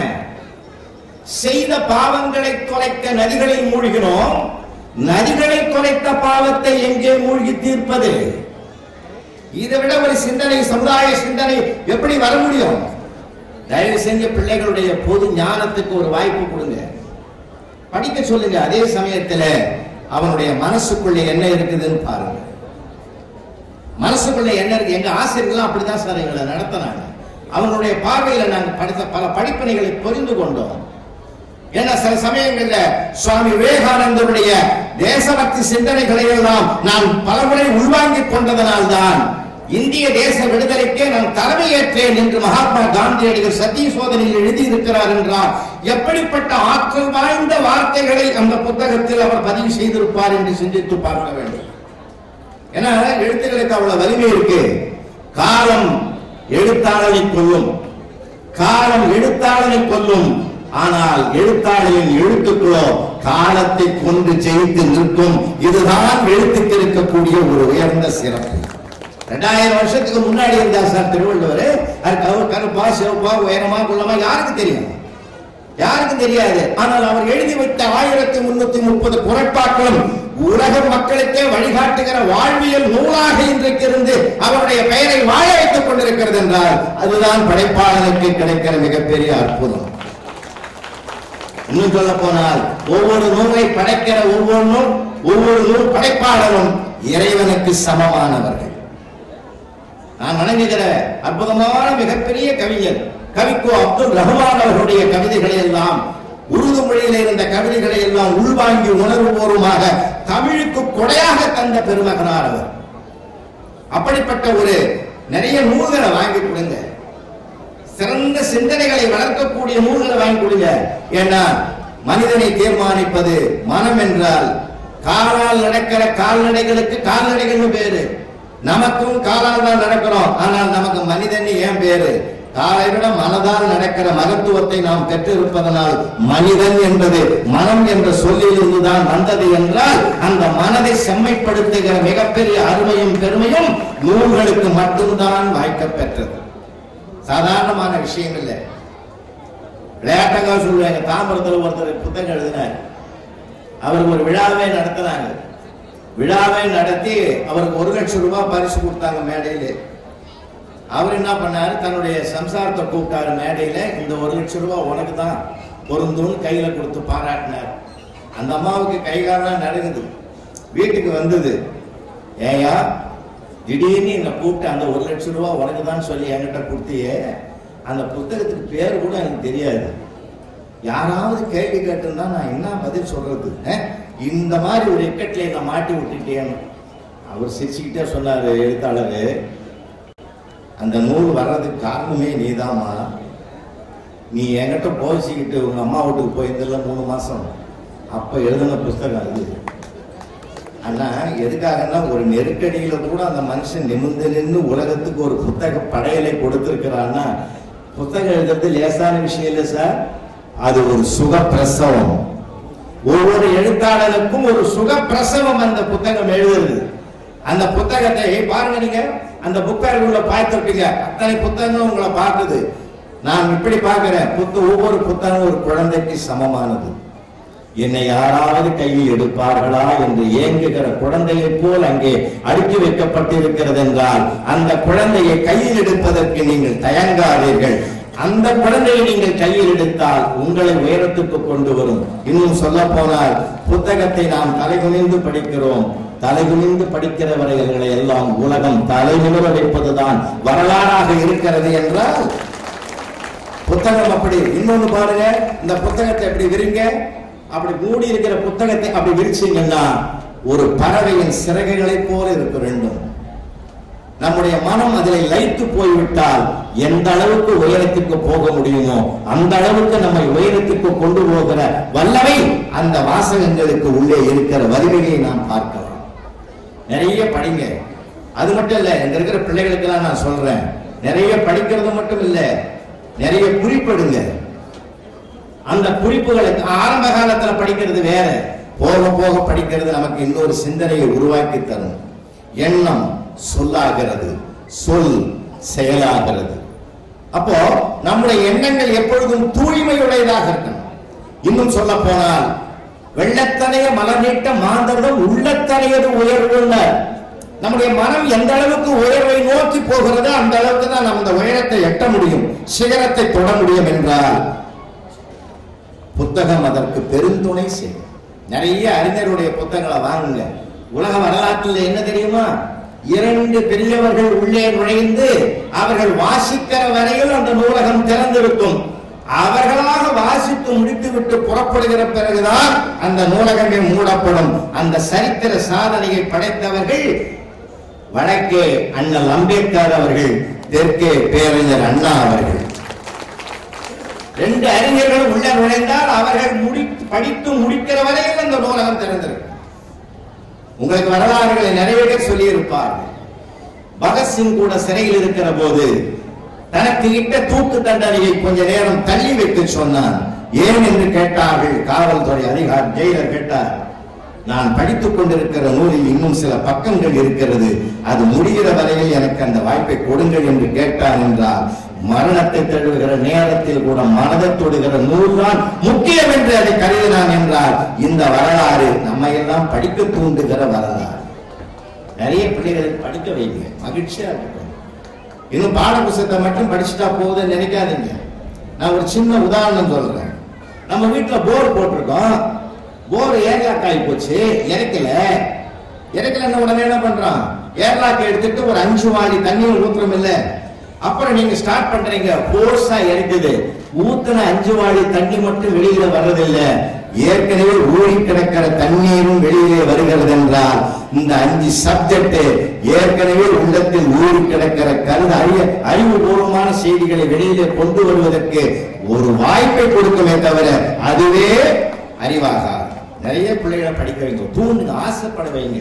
இந்த புத்தகத்தை படுறா, திருக்குறள் தினம் ஒரு திருக்குறளை படுறா, தினம் ஒரு திருக்குறளை படுறா. 1330 குறளை படிச்சா தமிழ்நாடு அரசாங்கத்தின் முதலமைச்சர் அறிவிச்சிருக்கிறார், ஒரு 25,000 உனக்கு கிடைக்கும்டா. பொருளும் கிடைக்கக்கூடிய வாழ்க்கையில் கிடைக்கும் பொருளும் கிடைக்கும்டா. அந்த அளவுக்கு இருக்கிறது ஒரு நூலினுடைய மகத்துவம், பெருமை என்றால். இந்த தேசத்தில் வந்த சங்க இலக்கியங்கள், இடைக்கால இலக்கியங்கள், இதிகாச கால காவியங்கள் எல்லாம் சாதாரணமானவை அல்ல, சரித்திரத்தை உருவாக்கி தரக்கூடியவை. அதனாலதான் பெரிய பெரிய வரலாறுகள் 2 சொற்களாலேயே அந்த உலகத்தை ஆண்ட பெருமை நமக்கு இருக்கு. அப்படிப்பட்ட இன்னும் சொல்ல போனால் ராமேஸ்வரம் தந்த மிகப்பெரிய பெரும் செல்வம் தானே மேதகு அப்துல் கலாம் என்கிற மிகப்பெரிய விஞ்ஞானி. அவர் பெற்றதனால இந்த பாரத பூமி பெருமை பெற்ற ஒரு மண்ணாக மாறியது என்றால் காரணம் என்ன? அவர் மிகப்பெரிய அறிஞராக விளங்கினார். நல்ல பிள்ளைகள் படிங்க, நிறைய படிங்க.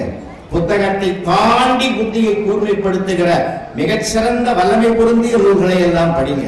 ஏன்னா திறமை வேறு, புத்திசாலித்தனம் வேறு.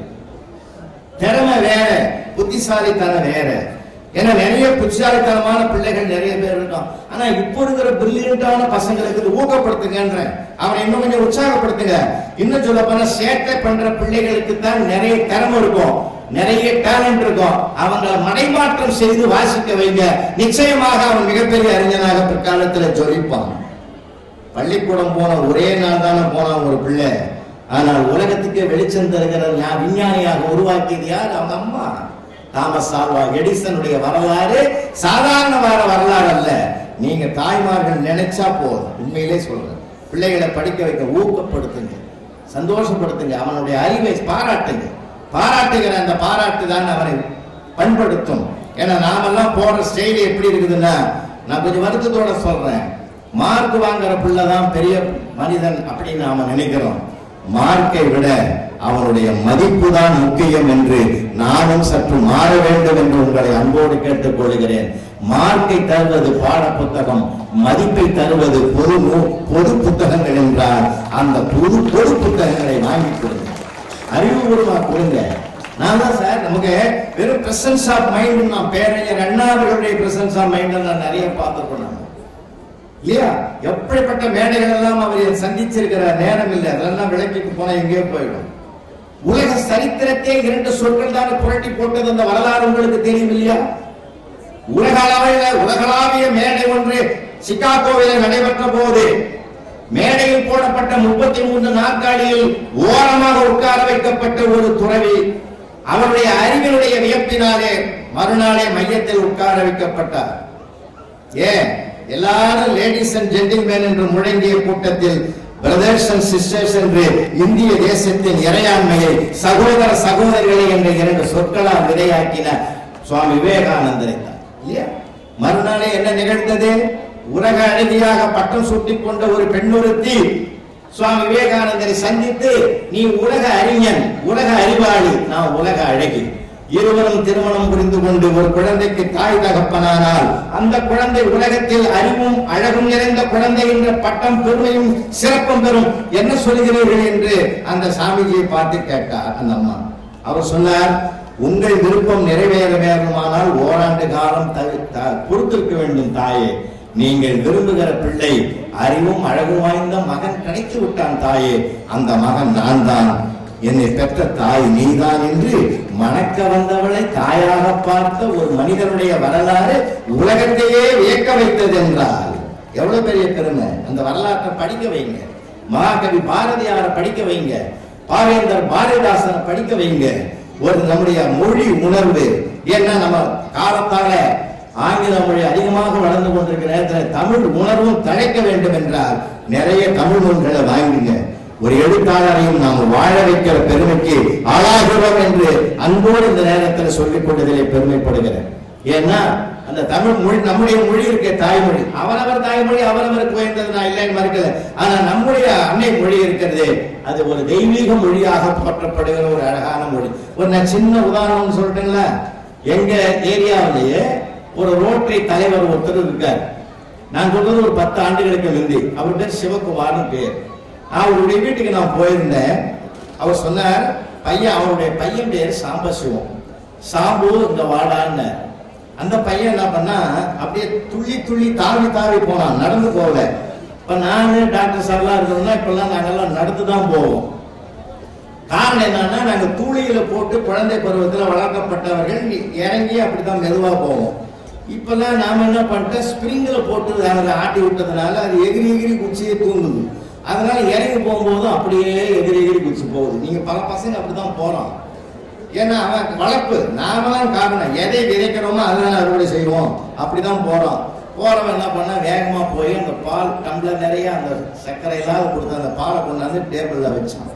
வச்ச உடனே அந்த பால் என்ன பண்ணிச்சு, இப்படி இப்படியும் அசைஞ்சுது, கீழே விழறமாய் அசைஞ்சது வச்ச வேகத்தில். நான் சவுத்தார்காட் டிஸ்ட்ரிக்ட்ல பிறந்தவன், விழுப்புரம் மாவட்டம். நான் யதார்த்தமா சொன்னேன், தம்பி பால் ஆடுதலான்னு. போனவன் திரும்பி வந்து சொன்னான், சார் இல்ல மாமா அது மாடுதுன்னு.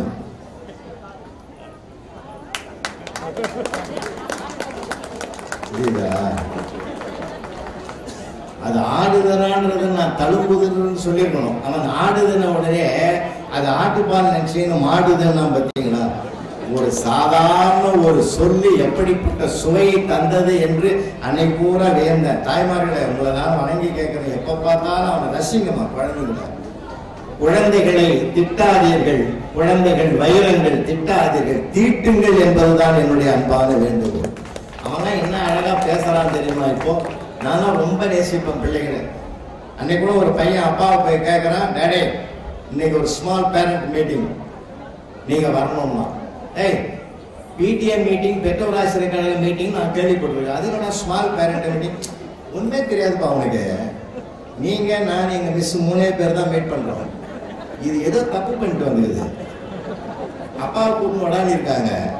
உங்களை கூட்டின்னு வர சொன்னாங்கன்னா அவர் என்கொயரி பண்ணி 2 அடி அடிப்பாருன்னு சொல்லி பேரண்ட் ஸ்மால் பேரண்ட் மீட்டிங் சொன்னான். பார்த்தீங்களா சார், அவன் தான் உலகத்தையே ஜெயிப்பான். தன்னை சுத்தி எத்தனை பேர் இருந்தாலும் அவங்களை ஜெயிக்கிறப்ப அந்த யோசனையும் அவன் கூர்மை இருக்குது சார் அவனுக்கு. ஏன்னா பசங்களை போய் நசுக்கக்கூடாது, கேள்வி கேட்டே நாம அவனை புண்ணாக்குறோம். 6 மாசத்துக்கு முந்தி மழை பெய்யுது சார், அப்பா வாசல்ல நிற்கிறார், ரெயின்போ பாக்குறாரு. தம்பி ரமேஷ் இங்க வாடா, அவர் சன்ன கூப்பிடுறாரு, வாடா வாடா வாடா ரெயின்போ பாத்தியா? அப்பா இப்பதான் பார்த்துட்டு உள்ள வந்தேன். அப்பா கூட சேர்ந்து பாருங்க, எவ்வளவு அதே ரெயின்போ தானே, கலர் எதுவும் சேஞ்ச் ஆகல இல்ல, இப்பதான் பார்த்துட்டு வந்த உடுப்பானா, ஏன்டா அப்படி சலிச்சுக்கிறேன்னாரு. அதெல்லாம் ஒண்ணு இல்ல, ரெயின்போ காட்டுவேன், அழகா இருக்குதுன்னு சொல்லுவேன், அப்புறம் ரெயின்போக்கு ஸ்பெல்லிங் கேட்பேன். இது எதுக்கு நான் தப்பா சொன்னேன்னா 2 அடி அடிப்பேன். இது எதுக்கு? அது தேவையில்லாத வேலை. நான் என்ன கேட்கிறேன், குறும்புத்தனம் என்று நினைக்காதீர்கள். குறும்புத்தனமான பிள்ளைகளிடத்தில் தான் மிக அபாரமான அறிவும் கூர்மையும் இருக்கும் என்பதை நம்புங்கள். அவனை மடைமாற்றம் பண்ணுங்க. மடைமாற்றம் பண்ணிட்டாலே அவன் பெரிய சாதனையாளனாக வந்துருவான் சார். அவன் சரித்திரத்தில் இடம் பெறக்கூடியவனாக வருவான். அந்த மாதிரி வரலாறு, விஞ்ஞானிகளுடைய வரலாற்றை நிறைய நாம படிக்கலாம், நிறைய பார்க்கலாம்.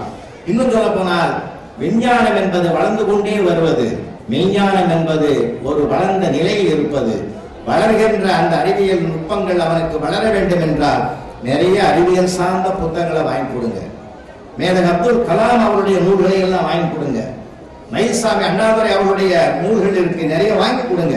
அறிவுபூர்வமான, ஆராய்ச்சி பூர்வமான, நுட்பமான அறிவை வளர்க்கக்கூடிய நூல்களை எல்லாம் வாங்கி கொடுங்க. பாட புத்தகம் மட்டுமல்ல படிப்பு, அதையும் தாண்டி அவனுக்கு நல்ல கதைகள் சார், நல்ல சிறப்பான செய்திகள் கிடைக்கும். நான் நிறைய நூல்களை படிப்பேன். நிகழ்ச்சி இல்லாத அன்னைக்குலாம் ராத்திரி 1:30 மணி வரைக்கும் டெய்லி படிப்பேன். பக்கத்தில் அது எனக்கு தோன்ற குறிப்பையும் பக்கத்தில் எழுதுவேன்.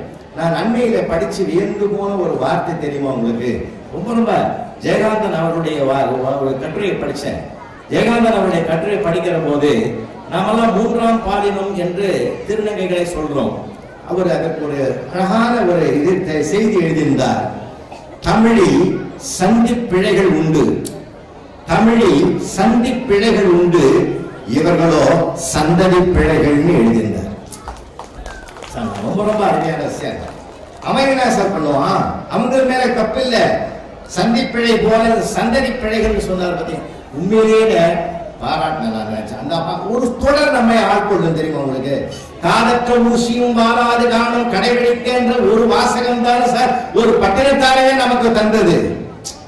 ஒரு சொல் ஒரு மாற்றத்தை கொடுக்கும், ஒரு தொடர் ஒரு மாற்றத்தை கொடுக்கும்.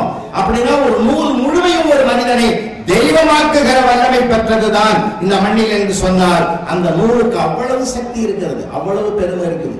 எதையும் உயர்வா பார்க்கணும். நிறைய நூல்களை படிச்சா தாழ்வு மனப்பான்மை போயிடும், அந்த ஜாதி மாற்றம் மறையும், மனிதன் எல்லாம் சமம் என்ற நிலை உருவாகும். அந்த ஒருமைப்பாட்டு உணர்வே அப்பொழுதுதான் உருவாகும் என்றால் அந்த நூல்கள் தான் சார் மனிதனுக்கு தேவை. அந்த நூல்களை நிறைய வாங்கி கொடுங்க பிள்ளைகளுக்கு. இன்னொன்னு, அந்த பிள்ளைகளுக்கு எதிலே அப்பாவும் அம்மாவும் 4 பக்கம் படிச்சாங்கன்னா அவனும் உட்கார்ந்து படிக்க ஆரம்பிப்பான். ஏன்னா படிப்பது எந்த வயதில் தான் படிக்கணுன்றதெல்லாம் கிடையாது, எப்பொழுதும் படித்துக் கொண்டிருக்கலாம். சிறைச்சாலையில் இருந்து ஜவஹர்லால் நேரு அவர்கள் எழுதிய கடிதங்கள் தானே பிற்காலத்தில் அன்னை இந்திரா காந்தியை அரியாசனத்தில் உட்கார வைத்தது என்றால் கடிதங்கள் கூட எவ்வளவு பெருமைக்குரியது. சொல்ல போனால் 7ஆம் வகுப்பு படித்துக் கொண்டிருந்த போது திருவாரூரிலே திருக்குவளையில பிறந்த முத்தமிழறிஞர் களப்பலி என்ற முதல் கட்டுரையை எழுதியதனால் தான் பேரறிஞர் அண்ணாவோடு அவரால் தொடர்பு கொள்ள முடிந்தது என்றால் ஒரு அறிஞனையும் இன்னொரு கவிஞனையும் இணைக்கின்ற பாலமாக இருப்பது நூறு, அந்த படைப்பு தான். அந்த மாதிரி படைக்க சொல்லுங்க உங்க பிள்ளைகளை, படைப்பை உருவாக்குங்க. மனிதனுக்கு எப்பயுமே ஒரு உயர்ந்த பார்வை இருக்கணும். ஏன்னா நேர்மறை சிந்தனை எதிர்மறை சிந்தனை 2 இருக்கு. அது உதாரணங்கள், எங்க தாம்பரத்தில் ஒருத்தருக்கு உடம்பு சரியில்லை, நானே கூப்பிட்டு சொன்னே, மடிப்பாக்கத்தில் ஒரு டாக்டர் ஏதாவது போய் பார்த்து போனா டோக்கன்லாம் போட்டிருப்பாங்க, ரொம்ப ரொம்ப கூட்டம் இருக்கும் அப்படின்னு போன வேகத்தில் வந்துட்டான் சார். 1/2 மணி நேரத்தில் என்னடா ஆச்சு பார்த்துட்டியாடான்னு, போய் நீ அனுப்பிச்சு பத்தியா மனசே சரியில்லை, சென்டிமெண்டா சரியில்லைன்னு. என்னடா சென்டிமெண்ட்டுன்னு, அந்த டாக்டர் கிளினிக்கு கீழே போர்டு வச்சிருந்தாரு, மேலே போகும் வழின்னு வச்சிருந்தாரு. எனக்கு அதை பார்த்துட்டு பகிர்ந்து ஆகி போச்சு. நான் சொன்னேன், கிளினிக்கு ஃபர்ஸ்ட் ஃப்ளோரில் வச்சுக்கிறாருடா, அதனால ஸ்டெப்பு ஏறதுக்கு தான் மேலே போகும் வழின்னு வச்சுக்கிறாரு, இது ஏன்டா தப்பா நினைச்சேன். அதெல்லாம் ஒன்றும் இல்லை, அதையும் நான் சமாளிச்சுன்னு தான் மனசை தேர்த்திக்கின்னு மேலே போனேன். அவங்க போனால் டாக்டர் வைகுண்டம்னு இருக்குது, அதனால நான் 2ஐயும் கனெக்ஷன் பண்ணி பார்த்துட்டு இது வேலைக்கு ஆகாது, நான் வேகமாக வந்துட்டேன். இப்படியா பார்க்கறது? யாருக்கு எதிர்மறை சிந்தனை வரக்கூடாது சார், நேர்மறை சிந்தனை வரணும். பிள்ளைகளுடைய உயர்ந்த பார்வையை கொடுங்க, உயர்வா இருக்கணும், பயப்படக்கூடாது, அச்சப்படாதே ஆச்சரியப்படாது. 2 விஷயம் சார் புத்தகத்தில் படிச்சதுனால தான் நமக்கு அது புரியுது. மனுஷன் அச்சப்பட்டாலும் வளர முடியாது, ஆச்சரியப்பட்டாலும் வளர முடியாது. இன்னொன்னுங்க, இருக்கிற தாய்மார்கள் பெற்றோர்கள் அத்தனை பேருக்கு நான் வணங்கி கேட்கிறேன், அந்த பக்குவம் நமக்கு வரணும். உங்கள் வீட்டு பிள்ளைகளை உங்கள் வீட்டு பிள்ளைகளாக பாருங்கள், இன்னொரு பிள்ளையோடு ஒருபோதும் கம்பேரிசன் பண்ணவே பண்ணாங்க. அவனை உருவாக்குறதுல பாருங்க, அவனை உருவாக்குறதுல பாருங்க. எங்க ஆசிரியர் அப்படிதான் சார் சொல்லி கொடுத்தாரு. பிரசன்ஸ் ஆஃப் மைண்ட்னா எனக்கு கத்திரித்துறை எங்க வாத்தியார் தான் தெரியுமா, எங்க கல்வித்துறை அதிகாரிலாம் இருக்காங்க, மாவட்ட கல்வி இருக்காங்க, தொடக்க கல்வி அதிகாரி எல்லாரும் இருக்காங்க. எனக்கு நான் 1ஆவதுல இருந்து 5ஆவது படிக்கிற ஆசிரியர் வந்து கோவிந்தசாமி செட்டியார், மறக்கவே முடியாது என் வாழ்க்கையில்.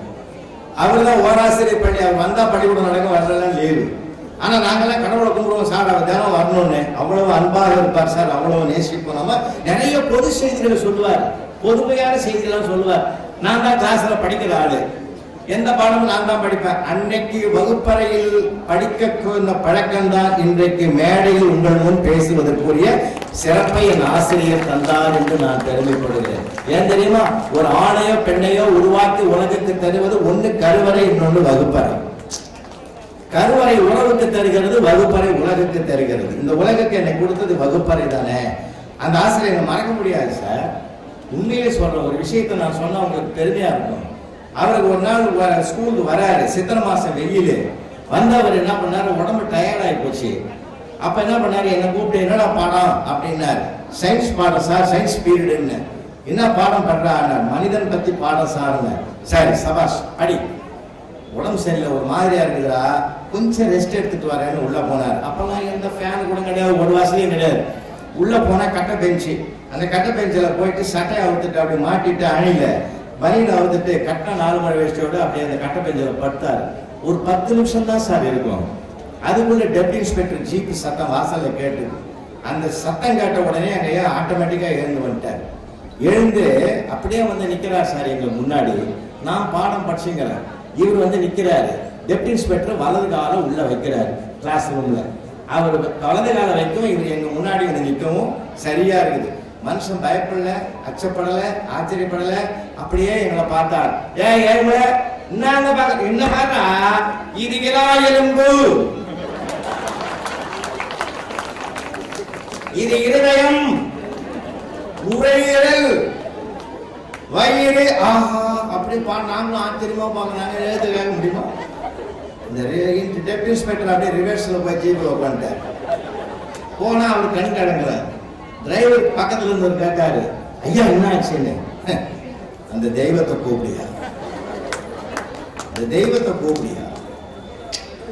ஒரு பையனை கூப்பிட்டு சட்டையாவத்துட்டு பனியனாவத்துட்டு பாடம் நடத்த வேண்டியிருவோம். சட்டையாவத்துவோம் பனியனாவத்து நீயே நடத்தணும்னா இப்படி ஒரு நடமாடும் தெய்வத்தை நான் 25 வருஷம் என் சர்வீஸ்லயே பார்க்கல. இந்த வருஷம் உனக்கு தான் அவார்டுன்னு. நான் எதுக்கு சொல்றேன்னா, விளையாட்டுக்கு சொல்லல சார். சார் தன்னை சுற்றி உள்ள சூழ்நிலை தனக்கு பாதகமாக இருந்தாலும் சாதகமாக்கிக் கொள்ளுகிற தனித்துவம் ஒரு மனிதனுக்கு இருக்கணும்னு தான் நான் அதை நேர்மறையா எடுத்துக்கிறேன், தவிர எதிர்மறையா எடுக்கல. அது தப்பு இருக்குதா தப்பு, அது வேற விஷயம். எப்பயுமே நம்ம குறை பார்க்கிற எண்ணம், குறையே பார்க்காதீங்கன்ற, எப்பயுமே குறைய பார்க்காதீங்க, அது உள்ள இருக்கிற சிறப்பை பாருங்க. நான் தான் எல்லாத்துக்கும் சொல்லுவேன், அவனுக்கு தாழ்வு மனப்பான்மை இருக்குதா, அதை தூக்கி எறிகிறதுக்கு நல்ல வரலாறு சொல்லுங்க. மேஜர் அப்துல் கலாம் வரலாறு ஒன்று போது சார். இல்லையா, இதுல போறாரு, ஒரு இன்டர்வியூக்கு போறாரு. அந்த இன்டர்வியூல 8 பேர் செலக்ஷன் ஆகணும். விமான பயிற்சியில 8 பேர் செலக்ட் ஆயிட்டாங்க. 9வது தான் இவர் வந்தாரு. கலந்துகிட்டதே 9 பேர் தான். இவர் செலக்ட் ஆகல. ஆனா சந்தோஷமா என்ன தெரியுமா சொன்னாரு, நான் ஒவ்வொரு தேர்விலும் வெற்றி பெறுவதற்கு அறிவு கூர்மை இருந்தால் போதும் என்று நினைத்தேன்.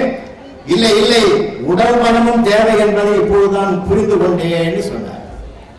எவ்வளவு பெரிய பக்குவம், எவ்வளவு பெரிய சிறப்பு, அதெல்லாம் பிள்ளைகளுக்கு சொல்லிக் கொடுக்கலாம். சின்ன சின்ன விஷயத்தெல்லாம் போய் தாழ்வு மனப்பான்மைக்கு தள்ளப்படலாம் சார். நாம படிக்கிற படிப்பு, நாம வாங்குற புத்தகத்தினுடைய ஞானம் உள்ள போந்தா ஞானம் வேற, கல்வி வேற. ஞானமும் கல்வியும் நயத்தால் அறிதன்னா அவையா. ஞானத்தை நம்ம பெற்று பிள்ளையை திருத்தணும் சார். இப்போ சமீபத்தில் நீட்டு வரப்போகுது. இந்த நீட்டுனால என்னென்ன பாதிப்பு வருது சார்?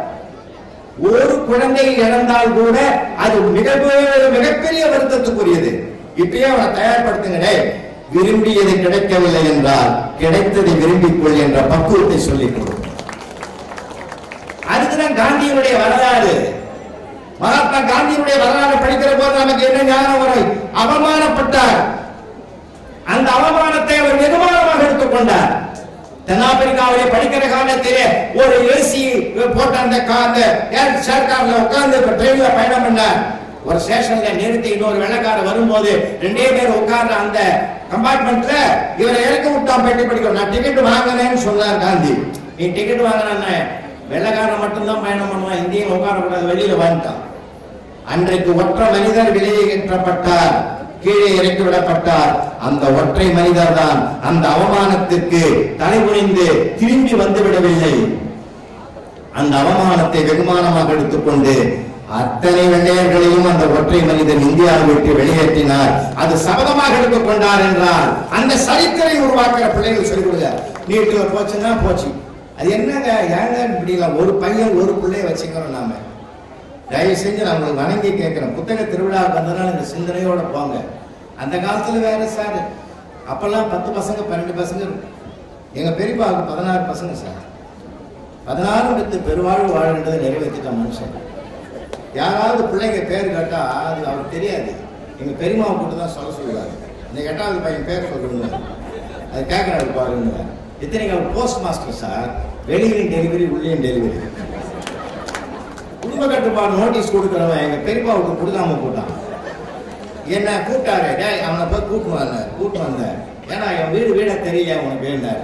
வீடா சார் இது, நான் ஸ்கூல் வச்சு நடத்துறேன்னு நினைச்சேன். அன்னைக்கு ஒரு பெரிய கல்யாண பிரச்சனை கொண்டாந்து கற்பூரத்தை வச்சு சுத்தி போட்டார் சார். அவரு அன்னைக்கு உள்ளபடி சொல்லிட்டோமா, அவ்வளவு பசங்க இருக்கிறாங்கன்னு வருத்தப்படல சார் பெற்றோர்கள். 100 ரூபாய் சம்பளம் 1000 ரூபாய் வாழ்க்கை வாழ்ந்தான். இன்னைக்கு 1000 ரூபாய் சம்பளம் 100 ரூபாய் வாழ்க்கை கூட நம்ம வாழலைன்றதுதான் என்னுடைய ஆர்வம். வச்சுங்கிறது ஒரே பையன் ஒரே பொண்ணு, அது நீட்டு எழுதி டாக்டர் ஆனாதானே சார். அவனுக்குள்ளே 1000 திறமைகள் இருக்கு. நமக்குள் இருப்பதை அவனுக்குள் திணிப்பதை விட அவனுக்குள் என்ன இருக்கிறது ஆராய்ந்து பாருங்க. அவன் சரித்திரத்தை சந்திப்பான். அவனுக்கு என்று ஒதுக்கப்பட்ட ஒரு ரெக்கார்ட்ல அவன் பேரை மற்றவன் எழுதுவான். அவன்கிட்ட இருக்குது சார் அந்த திறமை. அவனுக்கு பக்குவமா சொல்லுங்க, யாருக்கு எப்படி சொல்லணுமோ அப்படி சொல்லுங்க. பயப்படாத, கவலைப்படாத. போ, இது இல்லைன்னா இன்னொன்னு அப்படி வைங்க. வசந்த பையன்லாம் தெளிவா இருக்கிறான் சார். நந்தன ஆர்ட்ஸ் காலேஜ் நான் 10 வருஷம் முந்தி போயிருந்தேன். ஒரு பையனுக்கு லவ் ஃபெயிலியர். எல்லாரும் பயந்தாங்க, என்ன ஆகுமா ஏதாகுமா, தாடி வச்சுக்குவானோ, பயத்துக்காரனா சுத்துவானோ. அதெல்லாம் ஒண்ணு அவன் தெளிவா இருக்கிறான். நான் சைக்கிளில் வந்தேன் அன்பே என்றாள், நான் பைக்கில் வந்தேன் அத்தான் என்றாள், நான் காரில் வந்தேன் நீதான் என் கணவன் என்றாள், அத்தனையும் வாடகை என்றேன் அண்ணா என்றான் எழுதிட்டான். அவன் எவ்வளவு தெளிவாகிறான் சார். அவன் அந்த மாதிரி தெளிவை உண்டாக்குங்க. தாழ்வு மனப்பான்மையை தூக்கி எறிங்க. முதல்ல அம்மா அப்பாவுக்கு இருக்கிற முதல் கடமை அதுதான். தாழ்வு மனப்பான்மையை தூக்கி எறிங்க. அவனை கம்பேர் பண்ணாதீங்க. பல ஞானிகளுடைய கதைகளை சொல்லுங்க, வரலாற்றை சொல்லுங்க. இந்த புத்தகத்தை வாசிடா, நீ தனி மனிதனா உருவெடுப்பேன்னு சொல்லுங்க. எவ்வளவு பேர் சிறப்புகள் இருக்கு. ஒரு கண்டுபிடிக்க, ஒரு விண்விளக்கு கண்டுபிடிக்கிறதுக்கு ஒரு தாமஸ் ஆல்வா எடிசன் எத்தனை முயற்சி எடுத்தார். 1299 முறை முயற்சி பண்ணார். அப்ப கூட ஒருத்தன் சொன்னா 1299 முறை நீ தோத்துட்டா. தோற்பதில்லடா, அது அவ்வளவு முயற்சி பண்ண. அந்த தோல்வி என்ற வார்த்தையே இல்ல, முயற்சி என்று எடுத்துக்கணும். முயற்சிகள் தவறலாம், முயற்சிக்க தவறக்கூடாது. முயற்சிகள் தவறலாம், முயற்சிக்க தவறக்கூடாது என்ற உலகத்துக்கு கற்றுக் கொடுத்தவர் அவர். எத்தனை பெரியவர்கள் சாதித்திருக்கிறார்கள் சார். எவ்வளவு பெரியவருக்கு 1000 பேரை எதிர்த்து வாழலாம், ஒருவரை கூட எதிர்பார்த்து வாழக்கூடாது. இந்த ஒரு மகத்துவத்தை, இந்த ஒரு ஆளுமை பண்பை ஒரு புத்தகம் தரும். ஒரே ஒரு புத்தகம் தரும் சார். ஏன்னா நம்ம மொழி வாழ்க்கை மொழி. எவ்வளவு படிக்கிறாலும் உள்வாங்கலாம். எவ்வளவு பண்பாடு. ஏன்னா படிப்பு வேறு, பண்பாடு வேறு. பண்பாடு இல்லாத படிப்பு அர்த்தமற்றது. அதனால்தான் நான் மீண்டும் சொல்றேன், நிறைய நூல்கள் தான் நமக்கு வேணும். வீட்டுல பூஜை அறைன்னு ஒண்ணு வைக்கிறோம், புத்தக அறைன்னு ஒண்ணு வைங்க. அந்த காலத்துல வீடு கட்டும் போதே அப்படி நம்ம வீட்டுக்குள் நுழையிற போதே முதல்ல என்ன சொன்னான், படிதான் வச்சான் சார். படிதானே சார் வச்சான் முதல்ல. படி படி படி படி.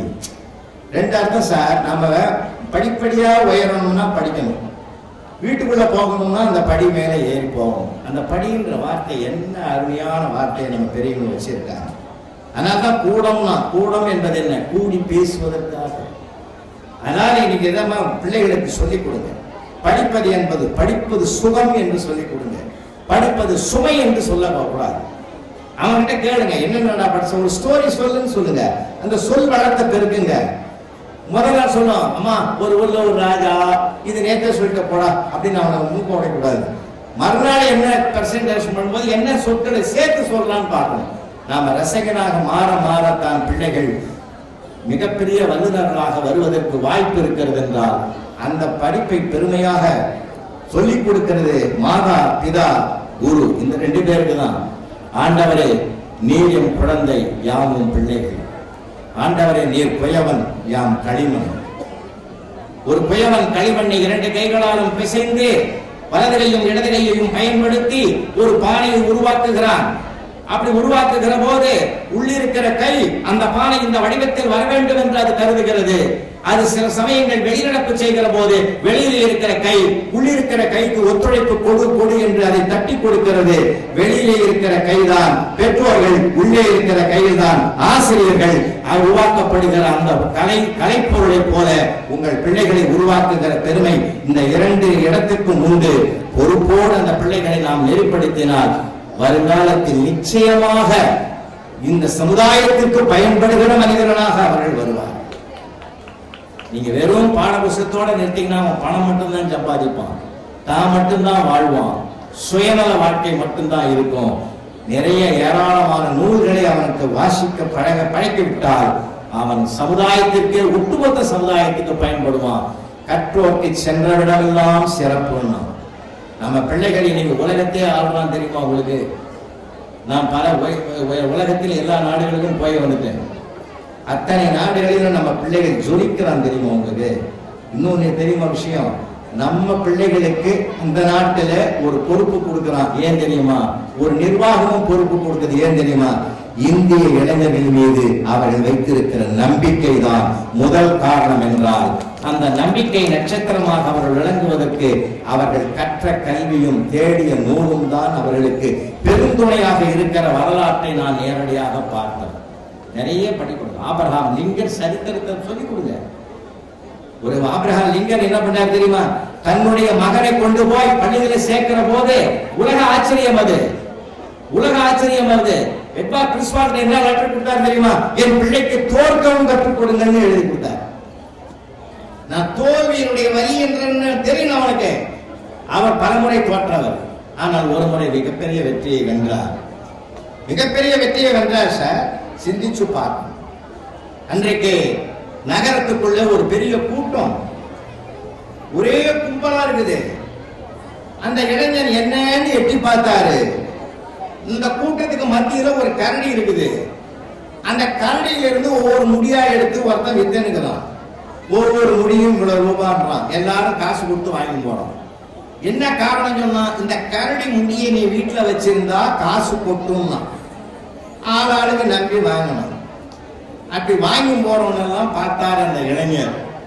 என்னையா சொன்னாவா இந்த மாதிரி காசு கொட்டும்னு சொன்னா, அந்த இளைஞர் கேட்டார், சரிடா கரடி முடி வச்சிருந்தா காசு கொட்டும்னு அவன் சொன்னான்னு நீ காசு கொடுத்து வாங்கினியே, இந்த கரடியே பல வருஷமா அவன் வச்சுக்கிறான்.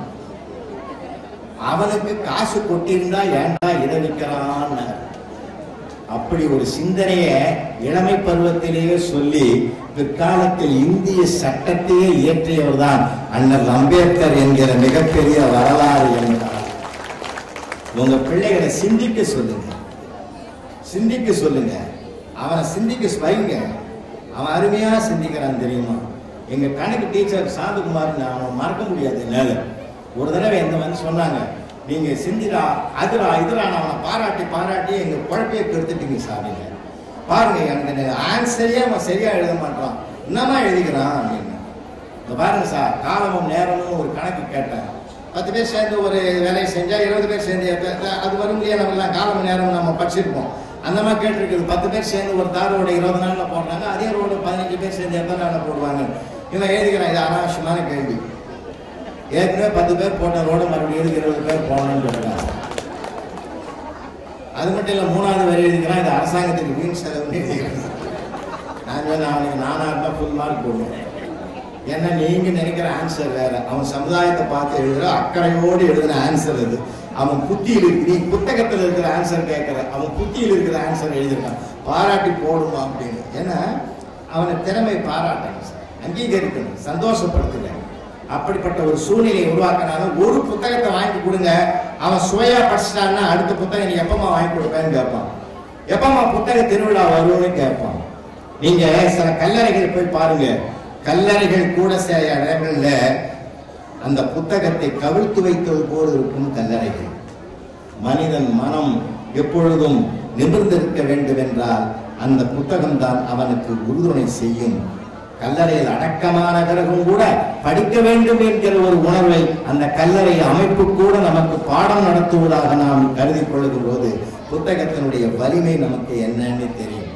ஒரு மனிதனுடைய பொது அறிவு சார். இன்னொன்னு, நிறைய பேருக்கு பழகிறது எப்படின்னே தெரியல சார். தயவு செஞ்சு அவங்க பிள்ளைகளுக்கு அதுவும் சொல்லிக் கொடுங்க. அப்பெல்லாம் அந்த காலத்துல சொல்லி கொடுத்தாங்க. நிறைய எங்க தாத்தாலாம் சின்ன சின்ன கதைகள் வாங்கி வந்து கொடுப்பாங்க சார். சின்ன சின்ன கதை புத்தகம் வாங்கி வந்து கொடுப்பாங்க. இன்னைக்கு ஏராளமா இருக்குது கதை புத்தகங்கள். கூகுள்ல போய் படிக்கிறேன், கூகுள்ல போய் பார்க்கலாம், தயவு செஞ்சு வைக்காதீங்க சார். இந்த கூகுளே வேணாம் சார். அது நெட்ல போயிட்டு ஒரு மண் இல்லாத தப்பு தப்பா வேற நிறைய பேர் ரோல் பண்ணி வச்சிருக்கான். அதெல்லாம் தூக்கி போடுங்க. ஏன்னா ஒரு காலத்துல நமக்கு இந்த ஆன்லைன்ல ஜூம்ல மாவட்ட ஆட்சியர் ஐயா அவங்க இருக்காங்க, மருத்துவர் ஐயா இருக்கிறாங்க. ஜூம்ல நாம் பட்ட பாடு இருக்குது, கொஞ்சம் நெஞ்சம் இல்லையா. உண்மையிலே கடவுளுக்கு நன்றி சொல்லணும். இவ்வளோ ஒரு பெரிய கூட்டத்தை ஒரு 3 வருஷமா பார்க்காமலே இருந்தோம் ஐயா. ரொம்ப இதுவாக இருந்தது. ஜூம்ல கூட நான் பட்டிமன்றம் நடத்தினேன் சார். ஒரு 500 நிகழ்ச்சிக்கு மேலே ஜூம்ல பண்ணியிருப்பேன். அதை விட கொடுமை உலகத்திலே இல்லை சார். என்னையே பார்த்து நான் பேசியிருந்தேன். அதில் நான் என்ன பண்ணிட்டேன், ஒரு வெளிநாட்டு டைமுக்கு நம்ம இந்திய டைமுக்கு ஒரு ஒப்பிட்டு பார்த்து சிங்கப்பூரில் ஒன்று, மலேசியாவில் ஒன்று, அப்படி இந்த டைம் அட்ஜஸ்ட் பண்ணுற மாதிரி பஹ்ரைனு, அபுதாபி அப்படின்னு 4 பேரை போட்டு அங்கே 3 பேர் இங்கே 3 பேருன்னு இந்தியாவிலேருந்து தேர்ந்தெடுத்து அப்படியே பேச்சா ஒரு பட்டிமன்றம் மாதிரி வச்சு 1.5 மணி நேரத்துக்கு மேலே போகக்கூடாதுன்னு சொல்லி ஆளாளுக்கு 7 நிமிஷம் கொடுத்துருந்தேன். இந்த நாகப்பட்டினத்துலேருந்து ஒரு அம்மா அது சரி சார் இருந்துச்சு, ரிஹர்சல்லாம் ஓகேன்னு இருக்குது. கடைசியில் என்ன ஆகி போச்சு, உணர்ச்சி வசப்பட்டு பேசும்போது நான் என்னென்னமோ பண்ணி பார்க்குறேன், 7:17 ஆகி போச்சு. நான் இப்படின்ற ஆல் இண்டியா ரேடியோவில் ரன் பண்ணுற மாதிரி அதுவும் பார்க்கவும் இல்லை, ஒன்றும் இல்லை, தட்டுற அதுவும் கேட்கற போல அது பாட்டு உணர்ச்சி வசப்பட்டு பேசி 7:17 ஆகி 17:27 ஆகுது. எனக்கா என்னம்மா எப்போ முடிப்பாங்கன்னு தெரியல. உடனே நான் ஃபோன் அடிச்சேன் அவங்க வீட்டுக்காரருக்கு, அப்பா அந்த பாட்டு பேசிக்கிட்டே போகுதுப்பா, கொஞ்சம் நிறுத்துப்பா போயேன்னு. அதுக்கு அந்தாள் சொல்றான், அது ஆரம்பிச்சா நிறுத்தாதுன்னு தெரிஞ்சுன்னா நானே வெளியில வந்துட்டேன். வெளியில வந்துட்டேன் சார். அது எப்பதான் நிறுத்துமோ நானே கடவுள்லாம் பிரார்த்தனை பண்ணி நடத்தேன். இல்லை எதுக்கு சொல்றேன்னா, அந்த மாதிரி கொடுமையெல்லாம் அனுபவிச்சோம் சார், கொடுமையெல்லாம் அனுபவிச்சோம். இப்பதான் நம்ம சுதந்திரமா இருக்கோம் இல்லையா. உண்மையிலேயே பிள்ளைகளுக்கு அதையும் சொல்லிக் கொடுங்கம்மா. இந்த உலகத்தில் உண்மையான தியாகிகள் உண்டு என்றால் நடைமுறை காலத்தில் யார் அந்த தியாகிகள் என்பதையும் சொல்லிக் கொடுங்க. யார் தெரியுமா? காவல்துறை நண்பர்கள். உண்மையே சொல்றேன் சார். சார் அவங்க கொரோனா அவங்களுக்கும் பாதிக்கம் இல்லை, ஆனால் அவர்கள் வீட்டையே மறந்து வீதியிலே இருந்தாங்க சார் 24 hours. காவல்துறை நண்பர்கள், சுகாதார பணியாளர்கள், மருத்துவர்கள், எத்தனை மருத்துவர்களை தங்கள் குடும்பத்தையே தியாகம் செய்து கொண்ட செவிலியர்கள், இவர்களெல்லாம் நாம் வணங்குகிற தெய்வங்களாக அந்த 3 ஆண்டுகள் பவனி வந்தார்கள். போதும், இந்த நூற்றாண்டிலும் தியாகிகள் இல்ல இருக்கிறார்கள் என்பதற்கு உதாரணம் அவர்கள் தான். பிள்ளைகளுக்கு நம்ம ஏதோ மேம்போக்கா போனோம், நம்ம இன்னைக்கு சுயநலம் பெருகிக் கொண்டு வருகிறது. அந்த சுயநலத்துக்கு முற்றுப்புள்ளி வைத்து பொதுநலம் பெருக வேண்டும் என்றால் மீண்டும் தேச தலைவர்களை நினைவுபடுத்துங்கள், நல்ல ஆட்சியாளர்களை நினைவுபடுத்துங்கள், நல்ல கல்வி கண் திறந்தவர்களை எல்லாம் பெருமைப்படுத்துங்கள். இன்றைக்கு பின்தங்கிய மாவட்டம், முன்னேறிய மாவட்டம் என்றெல்லாம் தமிழ்நாட்டில் இருந்தது. ஆனால் எந்த மாவட்டமும் பின்தங்கிய மாவட்டம் என்ற பெயருக்கு வரவே கூடாது. அனைத்து மாவட்டங்களும் சமநிலையில் முன்னேற வேண்டும் என்று ஒரு சத்திய விரதத்தை எடுத்துக்கொண்டு நம்முடைய மாண்புமிகு தமிழ்நாடு முதல்வர் அவர்கள் அதற்கான ஏற்பாட்டை சட்டமன்ற உறுப்பினர்களையும் அமைச்சர்களையும் கொண்டு செயல்படுத்தி வருகிறார்கள் என்றால் அவர்களுடைய பெருங்கருணை தான் இந்த புத்தக திருவிழாவினுடைய அற்புதம் என்றால் மாவட்டந்தோறும் இது மிகப்பெரிய பிரம்மாண்டமான வெற்றியை தொட்டுக் கொண்டிருக்கிறது. எல்லாரும் படிக்கணும்ன்றதுதான் உயரிய நோக்கம். அருள் கூர்ந்து போகிற போது 2-3 விஷயம் இருக்கு. புத்தகம் வாங்கிறதுனால ஒண்ணு உங்களுக்கு ஒரு நல்ல செலவு, அதை வாங்கி கொடுக்கறதுனால உங்க பிள்ளைகளுக்கு பொது அறிவு வளருது, அதை வாங்கிறதுனால ஒரு புத்தக வியாபாரி பிழைக்கிறார். 4வது, அந்த புத்தகம் எழுதிய நூலாசிரியருக்கும் ஒரு பெருமை கிடைக்கிறது என்றால் ஒரே ஒரு புத்தகம் ஒரு 4 குழுவினரை மகிழ்விக்கிறது, பெருமைப்படுத்துகிறது என்றால் அன்பானவர்களே, ஏதோ வந்தோம், கும்பலா போனோம், கலை நிகழ்ச்சியை பார்த்தோம், உள்ள போனோம், வாங்க பார்த்துட்டு வந்துட்டோம் நினைக்காதீங்க. பார்க்கிற நல்ல படங்களுடைய பிள்ளைகள், சின்ன பிள்ளைகளுக்கு படங்களோடு இருக்கிறதை வாங்கி கொடுங்க. பெரிய பிள்ளைகளுக்கு நல்ல கருத்துள்ள பிள்ளைகளுக்காக நூல்களை வாங்கி கொடுங்க. ஏன்னா நூல்கள் என்பது ஆச்சாரி கூட மரத்தை அறுக்கிறாருன்னா நூல் வட்ட நூல் வச்சுதான் பார்ப்பாரு. மேஸ்திரி கூட செவத்த வைக்கிறாருன்னா, செங்கல் வச்சு சிமெண்ட் பூசுறாருன்னா ஒரு குண்டில் நூல் வச்சுதான் பண்ணுவாரு. அந்த செவற்றின் கோணலை தீர்ப்பதற்கு அந்த நூல் பயன்படுகிறது. மரத்தின் கோணலை தீர்ப்பதற்கு, நேர்படுத்துவதற்கு அந்த நூல் ஆச்சாரிக்கு பயன்படுகிறது என்றால் ஒரு மனிதனுடைய மனக்கோணலுக்கு தீர்வு காண வேண்டும் என்றால் அது நூலால் மட்டும்தான் முடியும் என்றால் அந்த நூலுக்கு புத்தகம் என்று பெயர். ஏனென்றால் அது அகத்தை புதுமையாக்குவதனால் அதற்கு புத்தகம் என்று பெயர். அப்படிப்பட்ட அகத்தை தூய்மையாக்குகிற வல்லமை பெற்ற நூல்களை நிறைய வாங்கி கொடுங்க. அது சரித்திரமாக இருக்கட்டும், விஞ்ஞானமாக இருக்கட்டும். என்ன கல்வெட்டுல அன்னைக்கு எழுதி வச்சேன் சார், அன்னைக்கு சுவடியில எழுதலாம், அப்புறம் கல்வெட்டுல எழுதலாம், இன்னைக்கு சீடியில வந்துருக்கு. ஆனால் மாற்றங்கள் வரலாம். ஆனால் மனதுக்குள் நிற்க வேண்டும் என்றால் ஒரு புத்தகத்தால் மட்டும்தான் முடியும். அந்த புத்தகத்தை ட்ரெயின்ல போகிற போதெல்லாம் வாசிக்கலாம். ஒரு 2 மணி நேரம் நீங்க ட்ரெயின்ல பயணம் பண்ணீங்கன்னா அங்க புத்தகத்தை முடிச்சு விடலாம். ஒரு பேருந்துல பயணம் பண்ணா அங்கே முடிக்கலாம். சார், புற்றுநோயால் அவதிப்பட்டு கொண்டிருந்த பேரறிஞர் அண்ணா தன்னுடைய ஆபரேஷனுக்கு டேட்டும் டைமும் குறிக்கப்பட்டது. ஆனால் மருத்துவரிடத்தில் ஒரு விண்ணப்பம் கேட்டுக்கொண்டார் பேரறிஞர் அண்ணா, ஒரு நாளைக்கு தள்ளி போடுங்கள் ஆபரேஷன், ஏனென்றால் இன்னும் சில பக்கங்கள் இருக்கிறது, நான் முடிக்க வேண்டிய ஒரு புத்தகம் என்று அந்த பேரறிஞர் வாழ்நாள் முழுவதும் படித்துக் கொண்டிருந்தார் என்றால் அந்த ஒரு உணர்வு, அந்த ரசனை நம் எல்லோருக்கும் வர வேண்டும். அந்த வரலாற்றை படிப்பதனுடைய நோக்கமே அதுதான். மனிதன் ஒவ்வொருவனுக்கும் சிந்தனை வளம் நிறைந்திருக்கிறது. தந்தை பெரியார் அவர்கள் ஒரு மிகப்பெரிய வல்லமை வாய்ந்த சிந்தனைகளை ஒரு சமூக மாற்றத்திற்கே தந்திருக்கிற வல்லமையையும் நாம் பார்த்து கொண்டிருக்கிறோம். நான் அப்படி, அதாவது எல்லாவற்றுக்கும் மேலாக இவர் யார் அவர் யார் என்று பார்ப்பதை விட அந்த சிந்தனைகளை மட்டும் நாம் கையில் எடுத்துக்கொண்டு பார்த்தால் மிக உயரிய முத்துக்கள், இன்னும் சொல்ல போனால் மூழ்குகிற அளவுக்குத்தான் கடலுக்குள் முத்துக்கள் கிடைக்கும் என்றால் நாம் புத்தகத்தில் எந்த அளவுக்கு ஆழ்ந்து பயணிக்கிறோமோ அந்த அளவுக்கு உயரிய சிந்தனைகளாகிய முத்துக்களை நம்மால் எடுத்துக்கொள்ள முடியும். அவர்களுக்கு அந்த முத்துக்களை மற்றவர்களுக்கு பரிமாறிக்கொள்ளுங்கள். ஒரே ஒரு செய்தி, ஒரு நிமிடத்தில் முடித்து நிறைவு செய்கிறேன். மகாபாரதத்தில் ஒரு காட்சி, கிருஷ்ண பரமாத்மா நாளைக்கு சபைக்குள்ள வரப்போறான்னு அறிவிப்பு வருகிறது. உள்ள வரப்போறாரு. துரியோதன சொன்னா யாருமே இருக்க கூடாது அப்படின்னா 56 தேசத்து ராஜாக்களுக்கு இது பொருந்தும்னா மறுநாள் கிருஷ்ண பரமாத்மா உள்ளே நுழைகிறார். துரியோதன சபைக்குள்ளே 55 தேசத்து ராஜாக்கள் எழுந்து விட்டார்கள். ஆச்சாரிய பெருமக்கள் எல்லாம் எழுந்து விட்டார்கள். ஓ நமோ நாராயணா என்று சொல்லிவிட்டார்கள். கர்ணன் எழுந்திருக்கவில்லை, துரியோதனன் எழுந்திருக்கவில்லை. சொன்னவன் அவன் கூட இருக்கிறவன் அவன்.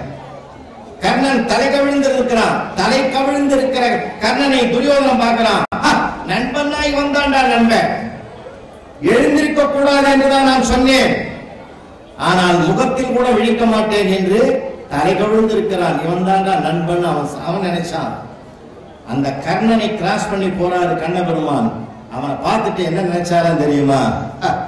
எழுந்து நின்று எனக்கு வணக்கம் செலுத்தினால் நண்பன் துரியோதனன் கோபித்துக் கொள்வான் என்று கருதி தலையால் என்னை வணங்குகிறாயா கர்ணா என்று நினைத்து போனான்னா துரியோதனன் அவன் தகுதிக்கு நினைச்சான், கண்ணபெருமான் அவர் தகுதிக்கு நினைத்தார் என்றால் எப்பொழுதும் நம்முடைய பார்வை உயர்வாக இருக்க வேண்டும்.